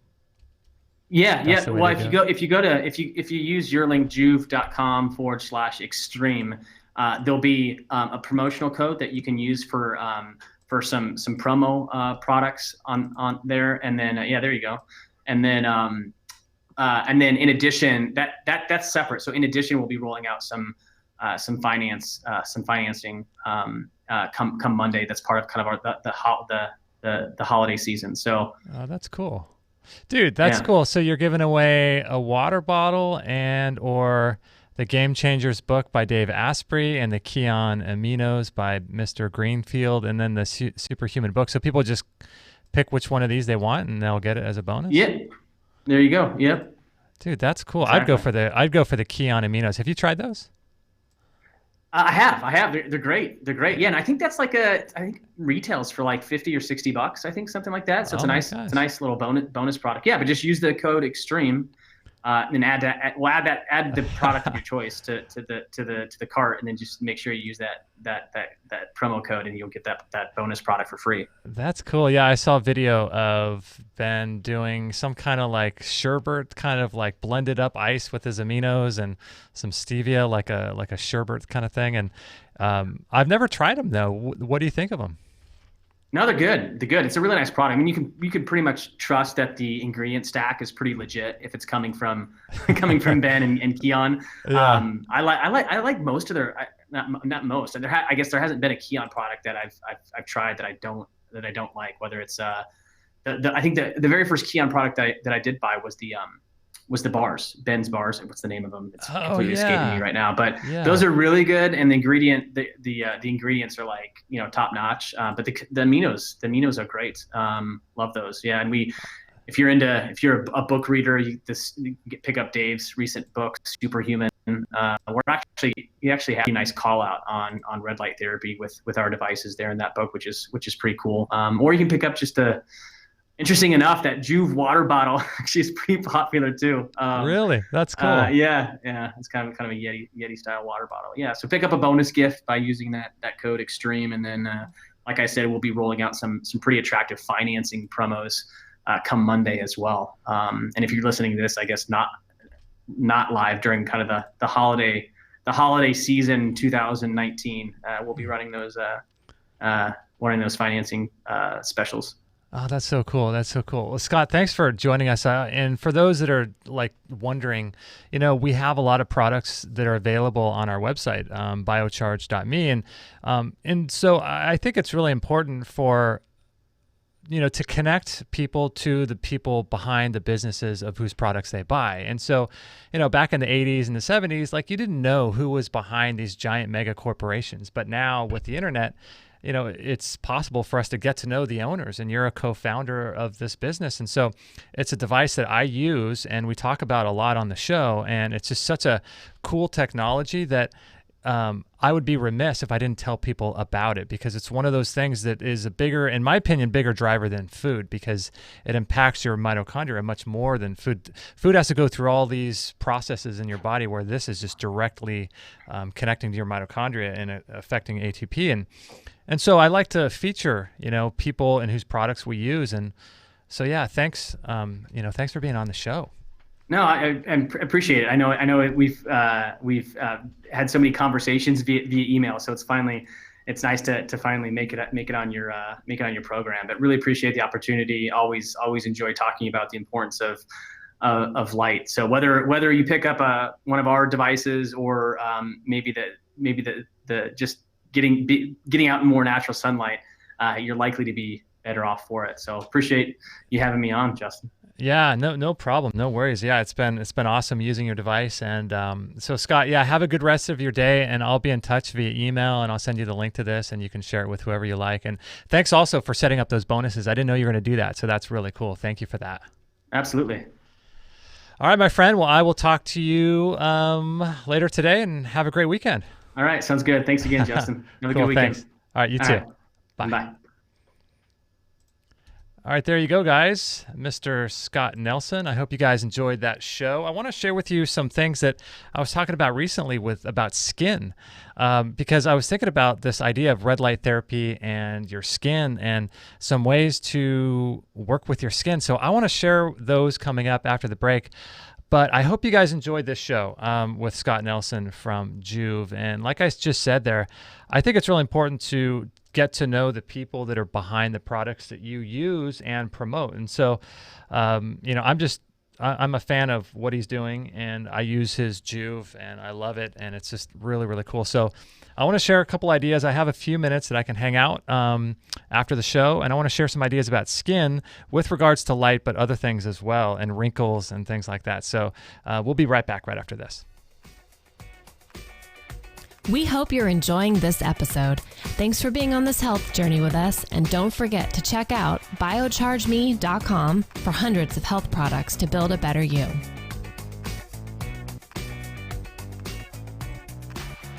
Yeah, my friends. So if you guys want to support the show, you can do that by going to biocharge.me, and you can check that out. And if there's anything there that sounds interesting to you, then make sure to go through us and think about us the next time you make a purchase of any of these types of products. That would really help us continue our show and continue our growth and reach more people and all that good stuff. And so now I want to tell you about BARF World Raw Dog Food. We've gotten a lot of questions recently about, like, what do you feed your dog? We had a lot of people ask in the forums of the Extreme Health Academy, what do you feed your dogs? And this is what we feed our dogs. BARF World, it sounds gross, right? BARF, B-A-R-F, but check this out. That's pretty cool. Did you know that conventional dog food contains antibiotics, herbicides, pesticides, ground up carcasses from roadkill subjected to high heat processing, artificial colors, chemical preservatives, way too many carbohydrates, genetically modified corn syrups, indigestible grains, and a lack of moisture content in the dry kibble? Obviously, this can lead to health conditions like diabetes, itchy skin, teeth and gum problems, liver damage, obesity, behavioral issues, pancreatic problems, and even cancer. That's why we recommend the BARF diet, which is the biologically appropriate raw food diet from BARF World. Their unprocessed raw meats contain bone, organ meats, vitamins, and minerals that are loaded with enzymes. BARF World founder Robert Mueller explains more. Sure, I don't have to convince you on the damage that's caused by high heat to food. So as a result, we see many skin disorders, a lot of arthritis, obesity, heart disease, cancers. I mean, it's just rampant. The vet clinics are just full of these conditions. And basically a large percentage of the commercial pet food that's made up of the human industry leftovers. And the pet food industry makes use of this waste product. And in addition to that, we are subjected to the products coming out of the rendering plants. Garbage in, garbage out. If you feed garbage to your dog, you're going to end up with garbage health. And all, if you put the right gas in, your engine runs smoother and lasts longer. So if you put the right fuel in the tank, you're going to get the right output. Garbage in, garbage out. We've seen an immense difference with our dog Maggie being on this diet. Give your dog the gift of health today by going to extremehealthradio.com/barf or go to our store. That's extremehealthradio.com/barf to learn even more. Gosh, that's right. We recorded that when we had Maggie. That was our little wiener dog, man. But we're feeding our two other dogs, BARF World, and they just love it. So I'm telling you guys, if you guys are really interested in feeding your dogs the best food possible, I mean, this is raw, and it includes the organ meats, it includes the skin, it includes the bone. So what a lot of people don't realize is, like, muscle meat is very acidic, and bones are very alkaline. And so, when a dog eats a prey, he typically will eat everything, like nose to tail, right? So they'll consume everything. So it's getting a perfect balance of acid alkaline, and that's really critical for your dog. And so, what you feed them is really, really important. And, if you love your dogs, give them this BARF World. Start slow, though, and then move more into it. our dogs just consume this stuff like crazy. It's absolutely nuts. The other thing I wanted to tell you guys about is colostrum. Have you guys tried colostrum yet? Oh my goodness. Talk about an amazing supplement and substance. Check out Daniel Vitalis talking about this stuff. So colostrum is the first food that all baby mammals receive, or all baby mammals, natural baby mammals receive. So when we were born, our mother's breasts were initially filled with colostrum before actually there was any milk available to us. And in an ideal circumstance, that's the first thing we drink. Well, the same is true for all mammals, and it's especially true for cows. One of the interesting things about bovine colostrum, cow colostrum, is that it has a really unique impact on human health. This has been studied for a really long time. There are literally thousands of studies in the scientific literature showing the effects of bovine colostrum on human health, on human immunity, on restoring the gut lumen, the gut tract, repairing damage to the gut, and helping to restore health after things like IBS or Crohn's or diverticulitis or any of the sort of inflammatory bowel diseases. And it does this through a number of actions, but primarily through the fact that it contains all of the known mammalian growth factors. And these proteins that we call growth factors initiate growth in tissue throughout the body. And each type of tissue in our body has a specific growth factor. Well, they're all found in colostrum. Yeah, this stuff is like, I just absolutely love this stuff. And what's cool is that it's super versatile and it's got such a great flavor. Like you can make pancakes with it. You can put it in breads. You can add it to smoothies. We add it to our coffee drink and it creates this creamy, smooth flavor. I mean, talk about, I just like for nothing else, just flavor and texture, adding to your confections and desserts or drinks, smoothies, anything like that. This stuff is so good, and we need to buy another one. We just ran out, and part of it is utilizing it for the immune system strength as well as gut permeability. And those are two of the sort of name the claim kind of items when it comes to colostrum, is that it's super good for your immune system as well as regulating your immunity, but then also your gut lumen as well, like Daniel just talked about. So if you guys are interested and you're watching this YouTube video, links for the Joovv as well as the BARF World and all the other products, they're available in the description below. So you can check those out. So check those out and support the show. And also something else that I didn't really talk about is, as a bonus for purchasing the Joovv, we'll give you, or the colostrum or any of the products, we'll give you a 30-day free trial to the Extreme Health Academy. So I wanted to let you guys know about that. All right, so I want to share a couple ideas about skin health right when we come back.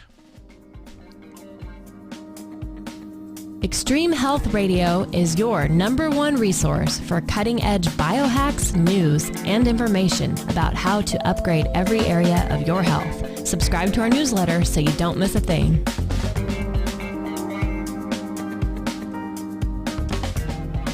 Yeah, my friends, sign up to our newsletter. That's the best way to stay up to date with our shows that we do twice a week. And you know, we're getting a lot of really kind of weird blowback and kind of some issues with YouTube and Facebook. And so we don't know how long we're going to be on those platforms. And so the best way to stay up to date with everything we have going on is just to sign up to our newsletter. If you're watching below, there's a link to do that in the description below this video. But then also, if you're listening to the podcast and want to do that, the show number for today's show is episode 637. So it'll be available at extremehealthradio.com/637. So I've been thinking about skin health recently, and applying colostrum to your face. You can add a little bit of water to it and make a little face mask, and putting that on your face and doing some red light therapy before and after would be super, super helpful. And I was just thinking, like, you know, Barbara Frank, who was on our show recently, was talking about parasites and how they basically, all wrinkles are caused by parasites. And if you look further, if you get like a magnifying glass and you really look at those little crinkles in your crow's feet next to your eyes, those are actually parasites that are sort of embedding themselves in areas of your body that have low blood flow, lack of circulation, and lack of blood flow through that area. And so when you smile, that happens. And so parasites, getting rid of parasites. Now I'm going to be starting Barbara Frank's products here pretty soon. We had so many people if you haven't listened to that show, that was interesting. So fascinating. It was a show with Barbara Frank. She's an herbalist. It's on our YouTube channel, and it was probably just a few episodes ago, maybe last month or so. And she talked about parasites, and parasites being involved with everything from aging to lack of energy production to gray hair to balding in both men and women to age spots to birthmarks to cancer to autoimmune disease. She talks about parasites being at the root cause of all of these things, which I thought was really interesting. So I'm thinking about, okay, so maybe there's some parasites on your skin, right, that could be causing some issues with your skin. And then in consuming lots of healthy fat for your skin, which would be super helpful, and healthy lipids, specifically animal fats, I think is going to be really, really important. And so what's great about that is that it helps every organ of your body to create energy better and more effectively and more efficiently. If you are not eating any fat at all, that's going to show on your skin. Like you'll start noticing it dramatically if you're not eating enough healthy fats. So eating a good amount of animal fats, whether that's ghee, we like the ghee, we take the butter. We have the animal fats from beef tallow, from bison tallow, from pork fat to duck fat. There's all kinds of really tremendous fats, along with coconut oil and coconut butter and things like that. We combine them all into our little coffee drink in the morning. So we add all of those along with some medicinal mushroom powders, some chocolate, some stevia, some honey, and combine that with some coffee. What I really do with that coffee drink is really amazing. I think it's so cool. Is I look forward to this coffee drink every night. Oh my gosh, I make it's just the best drink. But what I do is I make like medicinal mushroom tea, and I'll do like I'll go to Mountain Rose Herbs and I'll get like a pound of chaga, a pound of reishi, a pound of Romania root, and a pound of astragalus or something like that. And then I'll make a whole batch of tea with those four substances, and then I'll combine them all together. And then I'll divide that up in a bunch of different mason jars. And then sometimes I'll freeze that into little ice cubes so that, it doesn't go bad. I don't lose all that. But what I'll do is I'll have enough water, and that's my base for the coffee. And then I'll boil that water, and I'll pour that medicinal mushroom coffee or tea over the coffee. And then it's like a coffee, tea, medicinal mushroom tea combo. And then I'll add a bunch of fats to it that I just mentioned, and a bunch of powders like medicinal mushroom powders and chocolate powder. I'll add that colostrum. I'll add some stevia, maybe some maple syrup and some honey. And it just is so, so good. Oh my gosh. So anyway, like that's how we use the colostrum, is we add it to that drink. And it's super, super healthy and super tasty. But talking about going back to fats and oils for your skin is super, super important. Also, so getting on the parasites and eating lots of healthy fats, collagen is going to be really, really helpful. Apparently, there's like 10 or 12 different types of collagen. And so if you consume, according to Dr. Daniels, who's been on the show a couple times, Dr. Jennifer Daniels, there's a certain type of collagen that actually helps to rebuild the not just connective tissue like in your ligaments and joints, but also in your skin, subcutaneous. It goes really deep and starts to restore that. That is coming from pig's feet. So I just learned about this recently. So we're going to be buying some pig's feet, make some super gelatinous bone broth, and make some Jell-O out of that. How cool would that be? So imagine making some pig feet bone broth, right? And then making Jell-O, like cooking that down, adding maybe some beet powder or some pomegranate juice to it, maybe some stevia and some maple syrup or something, and sweeten it up and make this really amazing. Apparently, if you cook the pig's feet, it comes out like super gelatinous, almost to where you can't even put a fork or spoon. Like you have to cut it. It's so thick. And that's the kind of collagen you want for your face and for your skin, for your connective tissues. So collagen and healthy fats for skin, like amazing. Obviously, liver health is going to play in here as well. Limiting blue light exposure, because a high frequency blue light is going to be very damaging for the cells in your skin. So you want to make sure that you're limiting the amount of blue light that's coming at you from your phone, or hitting your thyroid for that matter, on your phone. So that's really important as well. Red light therapy, like we just talked about, would be super beneficial for skin health. And obviously skin brushing is going to be really tremendous for skin health as well. And then drinking lots of water, right? Making sure that your water intake is high so that you have all of that hydration. So making sure that you're not dehydrated. So doing all these things, making sure you stay hydrated. We have a device in our store that's really cool. It spins the water, so it makes the water more structured. And so that it inputs an energy into the water that allows the cellular matrix of the water to look more like a honeycomb. And so it's like a lattice. So when you drink it, it becomes a smooth type of water that actually penetrates the cell. Because a lot of times the water we drink simply stays in interstitial fluid, never makes it into the cell, and never really hydrates us. And so that's why it's important to structure your water. And that's why fruit or vegetables like that, the water within them is already structured. And so that's why consuming that sometimes is really, really beneficial just from a structured water perspective. So yeah, a lot of cool things you can do for better skin health, like the red light therapy, the Joovv.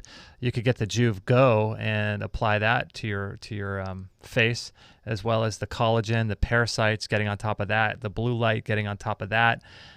Making sure you're consuming a lot of healthy fats, a lot of water. And it seems to me like you could have really, really healthy skin, assuming your liver's not filled with, oxidized iron and lipofuscin and PUFA and stuff like that.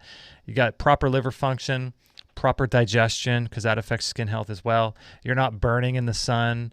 One thing we didn't talk about in today's show is the ability for the your skin, which is basically your solar panel. Your skin is your largest organ outside the body, right? Your liver is your largest organ inside your body.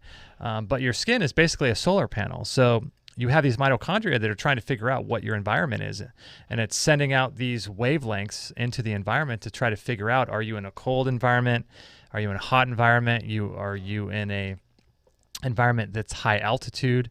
And so your mitochondria are trying to figure this out. So what you could do is, if you know you're going to spend a lot of time in the sun, or if you sunburn, we didn't really even talk about this, is that you can preload your body with red light therapy or red light before you go in the sun, if you know you're going to spend a lot of time in the sun. So it might be something to consider as well. I don't know. I didn't ask him, Scott, about whether or not it's good or bad for sleep. I sort of follow nature, and I did it the other night. Like I mentioned, I didn't sleep well because I just don't think the human body is really supposed to be exposed to any light at all at night after the sun goes down. But my kind of general rule now is so in California here in the summer, the latest the sun ever sets in June 22nd is around 8:10, 8:11, 8:12 p.m. So if I'm going to do any red light therapy, and it's the wintertime where the sun sets now at almost 5 o'clock, then I'm still going to give myself that from 5 p.m. to 8:10 p.m., that little 3-hour window, because we do get natural sunlight as late as 8:20 p.m. in our environment. So I'm going to give myself up until 8 to use the Joovv, and then if I go to bed around 11 or 12, sometimes I go to bed at 12, which is way too late, then it won't affect me. It won't be like doing a full red light therapy session then going straight to bed, which I don't know. I think I was just too stimulated. I jumped up on the rebounder, like I mentioned. I did the sauna. I did the red light therapy. I did my IMRS, which is that's in our store as well. That's the Magnetico, or the PEMF therapy device. So I did all this stuff, and I tried to go to bed right after, and I think I just overstimulated my cells a little too much. So let me see what you guys are talking about in the chat room, and for a couple minutes, and then I will take off, and let's see. What do you suggest for rosacea? Yeah, so any skin issue you're having is going to be related to digestion and liver primarily. Kidney to a lesser extent, but if you're having rosacea, what's happening is that your liver is unable to process probably too much polyunsaturated fatty acids, and there's too much oxidized iron. So if you clear up and you detoxify polyunsaturated fatty acids and get your liver working properly, as well as your gut, then I think you'll be on your way. And then doing some of the things I just talked about too as well. But making sure also to get full spectrum light from the sun on your face as well. That's super, super important. Let's see. Big Fat Mama and Beck from the Academy. Just reading. Have you heard of the Thor bed for LLLT? Yeah, I have. In fact, I'm going to go I've known about that for a few years now. The Thor bed. It's basically a tanning bed that uses laser technology with red light therapy. And so, but the problem with that thing is that that's like $100,000. I think it's really expensive, but there's a place here locally that does it, and I'm gonna go over there and try it out and maybe do a YouTube video about it. It says here Thor bed is like Joovv on steroids, but also $1 billion. Yeah. It's last I checked, it was $100,000. So I mean, that just seems way too much money, right? I'm still waiting on my rose cream from Barbara's website. Can't wait. Cool, Rebecca. That's awesome. Parasite products from Barbara. Which ones are you going to use? I saw a bunch, but all pretty hefty cash. I didn't have a lot of time to research enough, but I saw about $120 for the rose. Yeah, I forget which ones I ordered. I ordered a few of them, and I'm going to be talking about my experiences with them. They just arrived, so I haven't looked at. Apparently, there's like 20 pages of documents she sent or sends with your order. So I have to look at that. It says, because that's a lot of stuff to get through, and with twins. So I'm going to start using them here pretty soon, and then I'll share my experiences with them. Just search Thor beds. Looks like you will need to get a mortgage for. I know, $100,000, right, for those things. That's why, I mean, the Joovv, they're expensive, but I'm telling you guys, like, it's really, in my opinion, well worth it to save up your money and to purchase some of these things, because I think that if you can turn your home into a place of healing, I really do think it sets you up for success. Because like for me, I'm fortunate enough to have some of these tools, and every day I try to do at least 10 minutes of the Joovv therapy. I try to lay on my IMRS mat. I do my sauna. And so it's really cool to have these things at your house, and just over time, saving up for these things and purchasing them. I think it's awesome. Like, we've had our relaxed sauna for 7-8 years now, and it just works perfectly. I've had my rebounder for about 6 or 7 years. Works perfectly. So it's really, I encourage everyone to do that, because, like the Magnetico, like, you're going to sleep anyway, right? You might as well sleep on a bed that's going to help heal your mitochondria and protect you from EMF. Like, you might as well do that, right? Okay, so let's see. Lots of Big Fat Mama. My bill was not really very high. I got 2 products, the rose cream and the one for lymph. Cool. Years back, my dad talked about structured water being an easy, small thing that is good. I will definitely go to your store and start doing it. Thanks, Justin. Yeah, we have one of the structured water devices from Ken Rolla over at Fresh and Alive, and that's what's the name of that? I forget the name of it. Actually, structures your water, spins it around in a vortex way for about 7, I think it's a 9-minute cycle. So really cool. Really, really cool. Thanks. I appreciate your support. I appreciate you going through our link too. It's really beneficial. Never have enough time.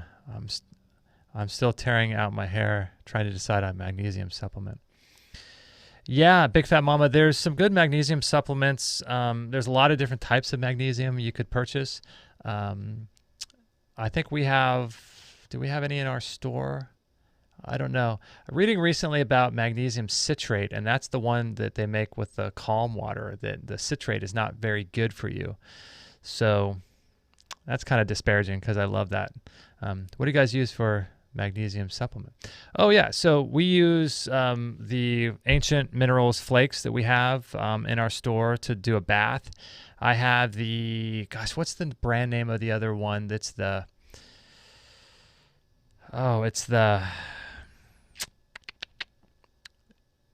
it's like the spray, right? I forget what it's called though.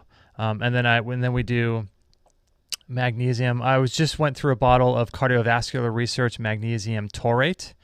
And I'm going to start getting into making my own magnesium bicarbonate. Adam Bergstrom says that magnesium bicarbonate is not really absorbable. But I've heard nothing but the contrary from multiple different people. And Adam likes to be a contrarian, and this is why we love Adam. So But I'm going to start making that, and there's all kinds of cool things you can do. There's some magnesium in seawater if you can go swimming. Do a float tank. That's got a lot of magnesium in the water there. So lots of cool things. It's really important to make sure you're getting enough magnesium because, as you guys know, it regulates 42% of our 9,000 enzymes. Without magnesium, we can't do anything. So having enough magnesium is really important, as well as copper as well. So and then lowering iron is critical here as well. Hey, Justin, would like to see an interview with Frank Tufano. I don't know who that is. Frank Tufano. You have to send me a link. Yeah, I don't know. I'll look him up. Frank Tufano. My son has vitiligo as well as rosacea. Oh, man. Yeah, I would look into the root cause protocol, Cheryl, with that, and look at Morley Robinson, the show we did with him, learning about iron, polyunsaturated fatty acid, oxidized iron, and as well as not having enough bioavailable copper and not enough magnesium to regulate the iron, or the magnesium to regulate the calcium, or the copper to regulate the iron. So it's really important to get all that stuff working well, and I think that will have an effect on the vitiligo and the rosacea as well. Okay, go to Magnesium Advocacy Facebook group. They have an uploaded JPEG that tells the benefits of each kind of magnesium. You may have to scroll to find through it.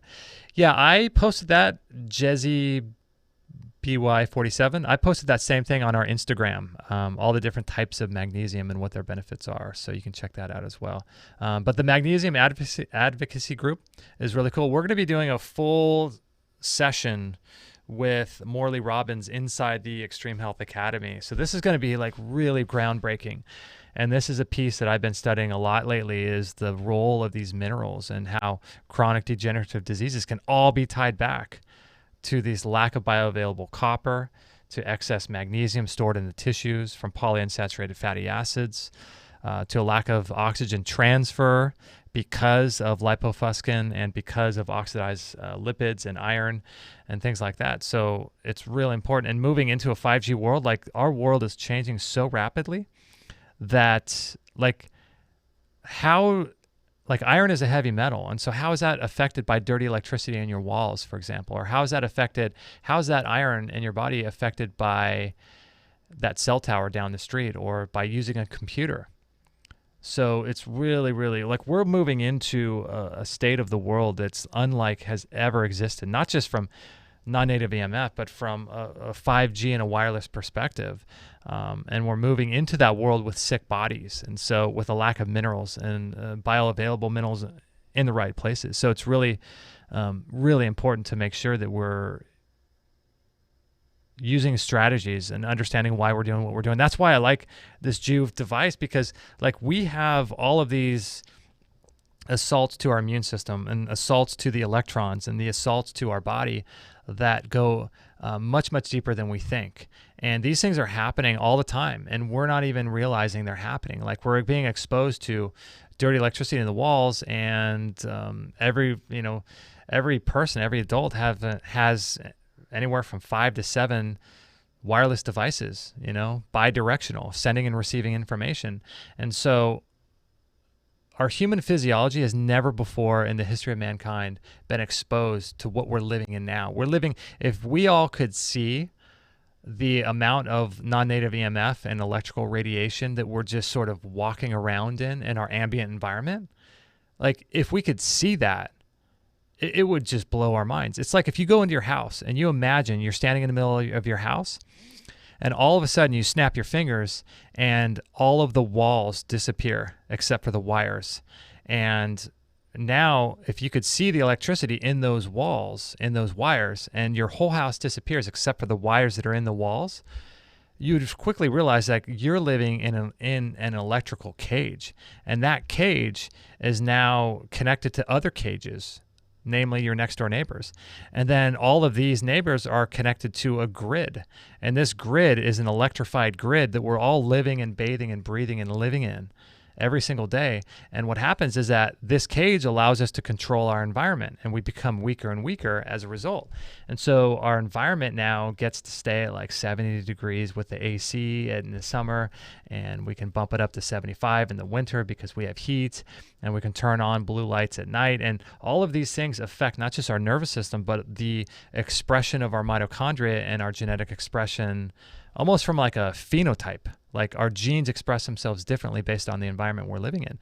And so this becomes a real issue because all this is happening and we're not even aware of it because we don't feel it.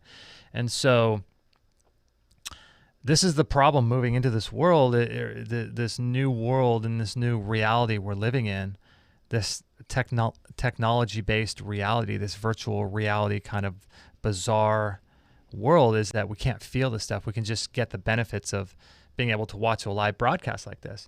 And so this is where strategies, now we have to start doing some unique things and perhaps even some unnatural things in an already unnatural environment in order just to stay afloat and to not have our cells degenerate. So that's why I like companies like Joovv. I like companies like the Magnetico, where you can use these devices to upregulate your genetic expression, your mitochondrial health, your ATP production in an already unnatural environment. And so that's why I think it's really important to bring some of these things into your life. And so, yeah, so let's see what you guys are talking about. Thanks, Justin. I've researched, this is coming from Cheryl. Thanks, Justin. Have researched thousands of papers on vitiligo. It's a real hard one to crack. Yeah, you know what? Cheryl, I'm wondering if you've come across, in terms of vitiligo, anything with regards to iron, liver health, and polyunsaturated fatty acids, aka lipofuscin. That's what you got to search for. And I have a feeling that these pigments that are changing the colors of your skin, they could be tied to parasites, but they also could be tied to a lot of this lipid peroxidation that's happening in our bodies, causing oxidative stress. And because your liver is not working correctly, or your son or daughter, I think you mentioned, not working optimally, you have an overwhelm of this substance inside the body, and then it goes to the next place, which is your skin, to express itself. So I would look in the root cause protocol. I would really look into that and see if you can't find some information there about vitiligo. This is the kind of thing we do inside of our academy. Oh, this is what I was telling you, that we're going to do a multi-part session with Morley Robbins inside the Extreme Health Academy. So inside there, what's cool is that we're releasing courses every single month, like super detailed courses. And we're also doing monthly workshops with people, and we're going to do a really cool one coming up here on essential oils and the application of those. But also, we're going to work with Morley and doing something really cool for the Extreme Health Academy members. So I'm really excited about that, because this is a piece that, like, I don't think a lot of people are really talking about.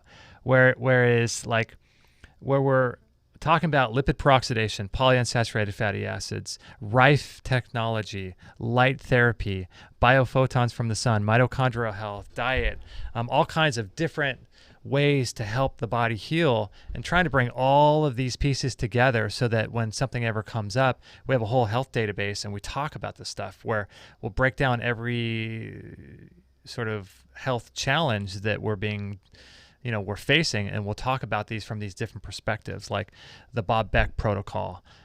There's so many different things that we can talk about, and then we go back and forth in the forum. So it's cool to have that support, because I don't know about you guys, but going on this path, it's like, especially with holiday season coming up, it's really kind of lonely.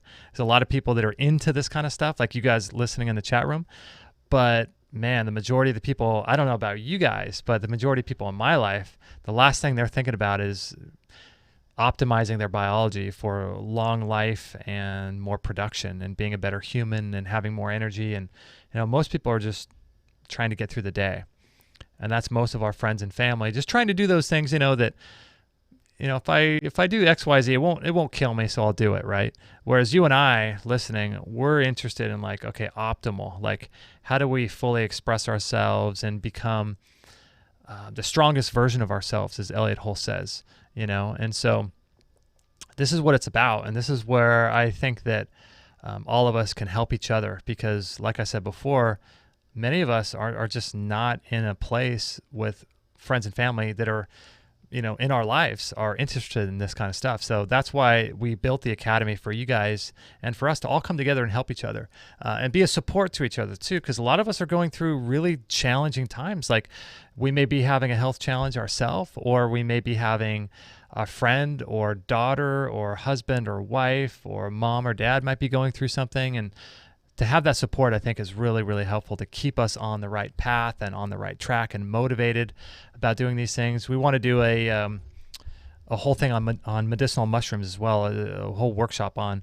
how to make medicinal mushroom tea, how to make dual extractions, how to make tinctures, all these types of things. And so, these, like, how cool would it be back in the day? I don't know if they still offer this in high school, but I used to have to take home economics, and you used to have to cook, like you'd bake some bread, or you make some pie or something, like that. But how cool would it be to have a home economics class and they're teaching you how to harvest wild reishi mushroom and how to make tinctures out of it and how to do dual extractions? Like, this is the kind of stuff that we're going to be doing inside the Extreme Health Academy. So it's fun. It's a lot of fun to interact with everyone and to go through the courses too. We just released one on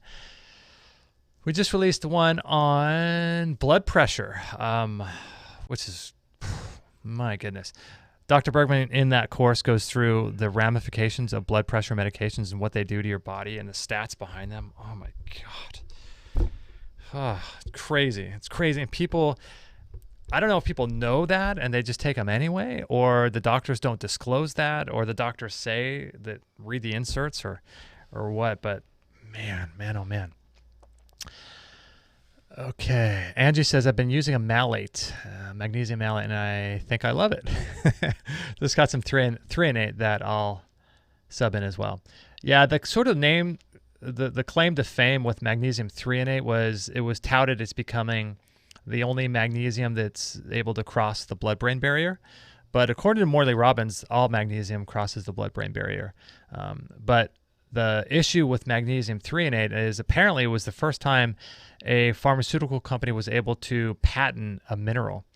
And Morley was telling me that, like, wow, that should really cause like our alarms to go off, because if they could start patenting minerals, then what's to stop them from patenting vitamins and, bringing in this whole Codex Alimentarius thing where they have to regulate now the amount of vitamin C that you can get. So he said that's really a dangerous thing. Not that magnesium 3 and 8 is bad, but how they went about creating it and patenting it is a little bit nefarious, to say the least.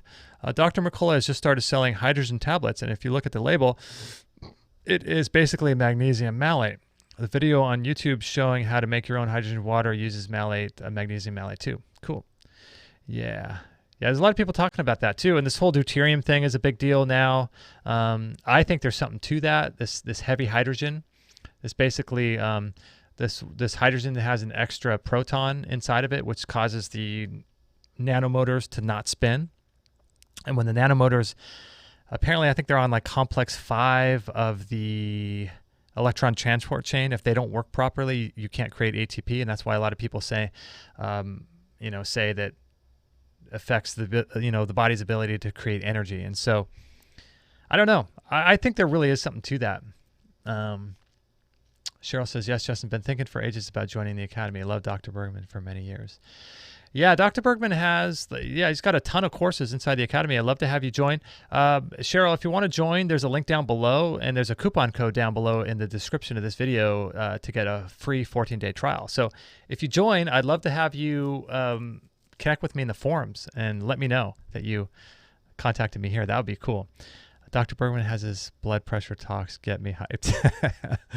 Yeah, he has a whole course. So it's like 36 videos that he just released inside the Academy about blood pressure. And, I shared a bunch of stuff about blood pressure as well. And we have a lot of other practitioners. We have a whole blood pressure section that you can go into the database and get access to information from different types. Like, did you know that, for example, if you're high, there's a heavy metal that causes your blood pressure to rise. And most of us are exposed to heavy metals, iron being one heavy metal. But the heavy metal that's associated with an increase in blood pressure is cadmium.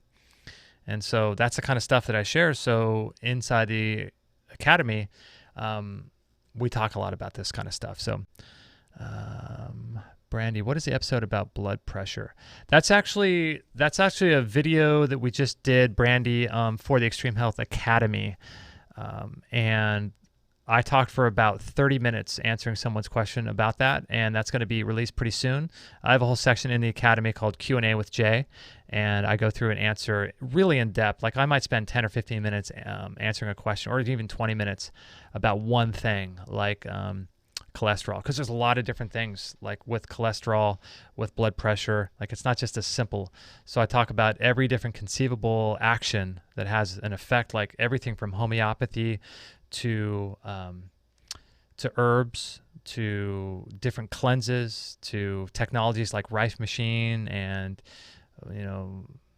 biomodulators and red light therapy and PEMF. And a lot of people, when they talk about these things, are leaving out a lot of the tools that are on the table that can help affect the outcome of these things. And so when I do my Q&As with Jay, I go really in depth and talk about the different studies and how these health challenges are affected by those types of things. So I do one of those a month myself, and then we do courses every month, and Dr. Bergman answers questions, and everything is categorized into a database so that you can find stuff really easily.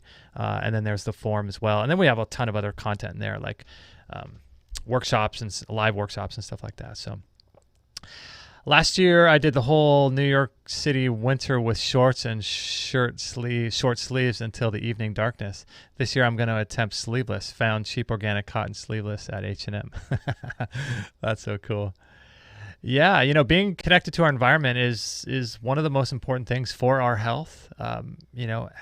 Because like I mentioned before, if you're disconnected from your environment, which is like being outside, being exposed to the Schumann resonance of the earth, connected to the magnetism of the earth, connected to fresh air, wild air, connected to biophotons from the sun.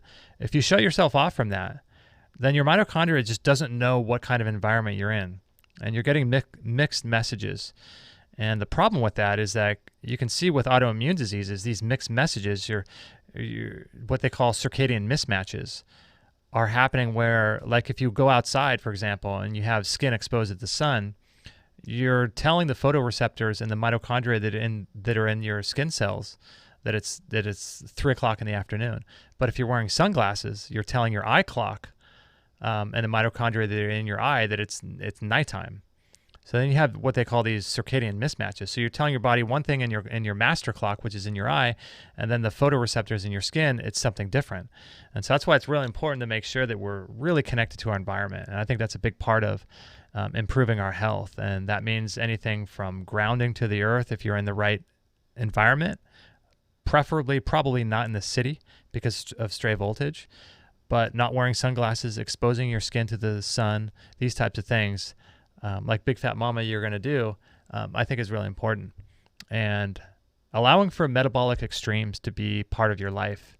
Cold therapy, heat therapy, really great for increasing heat shock proteins in your immune system and shrinking those respiratory proteins, creating more energy in the body because those respiratory proteins are now shrunken closer together. So I don't buy into the idea that cold therapy is a stress. I mean, everything's a stress, but working out is a stress, drinking water is a stress, everything's a stress. So I think it's really important to utilize stress to your advantage. It's the chronic stress that's the most nefarious and probably damaging thing. Don says, how do you get red lights? I always use chicken grow lights, and those are hot. Yeah, Don, so if you go to the link description in this video down below, there's a link to the Joovv website, and there's a coupon code called Extreme. And there's also some gifts that you can choose for your purchase. And then also, if you email me your receipt, I'll give you a 30-day trial to the Academy. So if you want to purchase any of the red lights and support Joovv and support our show, we'd greatly appreciate that. And you'll get an awesome product, and you'll get access to the Academy and some cool bonuses too. Myself, I'd like to try that Kion Amino. I think that'd be kind of fun. So anyway, guys, I hope you enjoyed the show, and it looks like a lot of you guys are still chatting on here. yeah, make sure to check out the Magnetico if you're interested, and then the Relax Far Infrared Sauna. That's available on biocharge.me, as well as the Colostrum and the BARF World. I can never say that. BARF World Raw Dog Food is available on biocharge.me. So I thank you guys all for your support. You guys are just awesome, and we'll put links to everything that we talked about at extremehealthradio.com/637.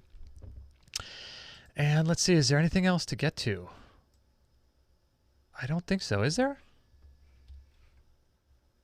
I don't think so. So yeah, I hope you guys have a great Friday, a great rest of your weekend. Thank you again for your support. You are amazing. Let me know if I could ever help. I'm here for you. All you got to do is email me, and I'll do my best to get back to you, or sign up to the Academy and tag me, and I will 100% make sure to get back to you. So yeah, I use the chicken lights myself, Don. I use the Joovv as well as the chicken lights as well.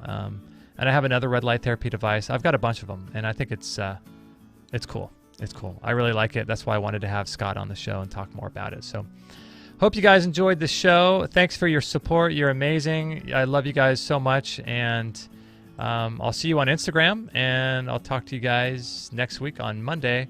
And we post our schedule on extremehealthradio.com, and you can check out when the next shows are coming up. All right, I think that's about it. Love you guys. Talk to you soon. Have a great weekend. No material on this blog is intended to suggest that you should not seek professional medical care. Always work with qualified medical professionals, even if you educate yourself in the field of live food, nutrition, and alternative medicine. I'm not a doctor, nor am I offering readers medical advice of any kind. None of the information offered here should be interpreted as a diagnosis of any disease, nor an attempt to treat or prevent any disease or condition. While information in this blog is discussed in the context of numerous conditions, it can be dangerous to take action based on any information in this blog, or to start any health program without first consulting a health professional. The content found here is for informational purposes only, and is in no way intended as medical advice, as a substitute for medical counseling, or as a treatment/cure for any disease or health condition, and nor should it be continued as such. Always work with a qualified healthcare professional before making any changes to your diet, prescription drug use, lifestyle, or exercise activities. This information is provided as is, and the reader/viewer assumes all risks from the use, non-use, or misuse of this information.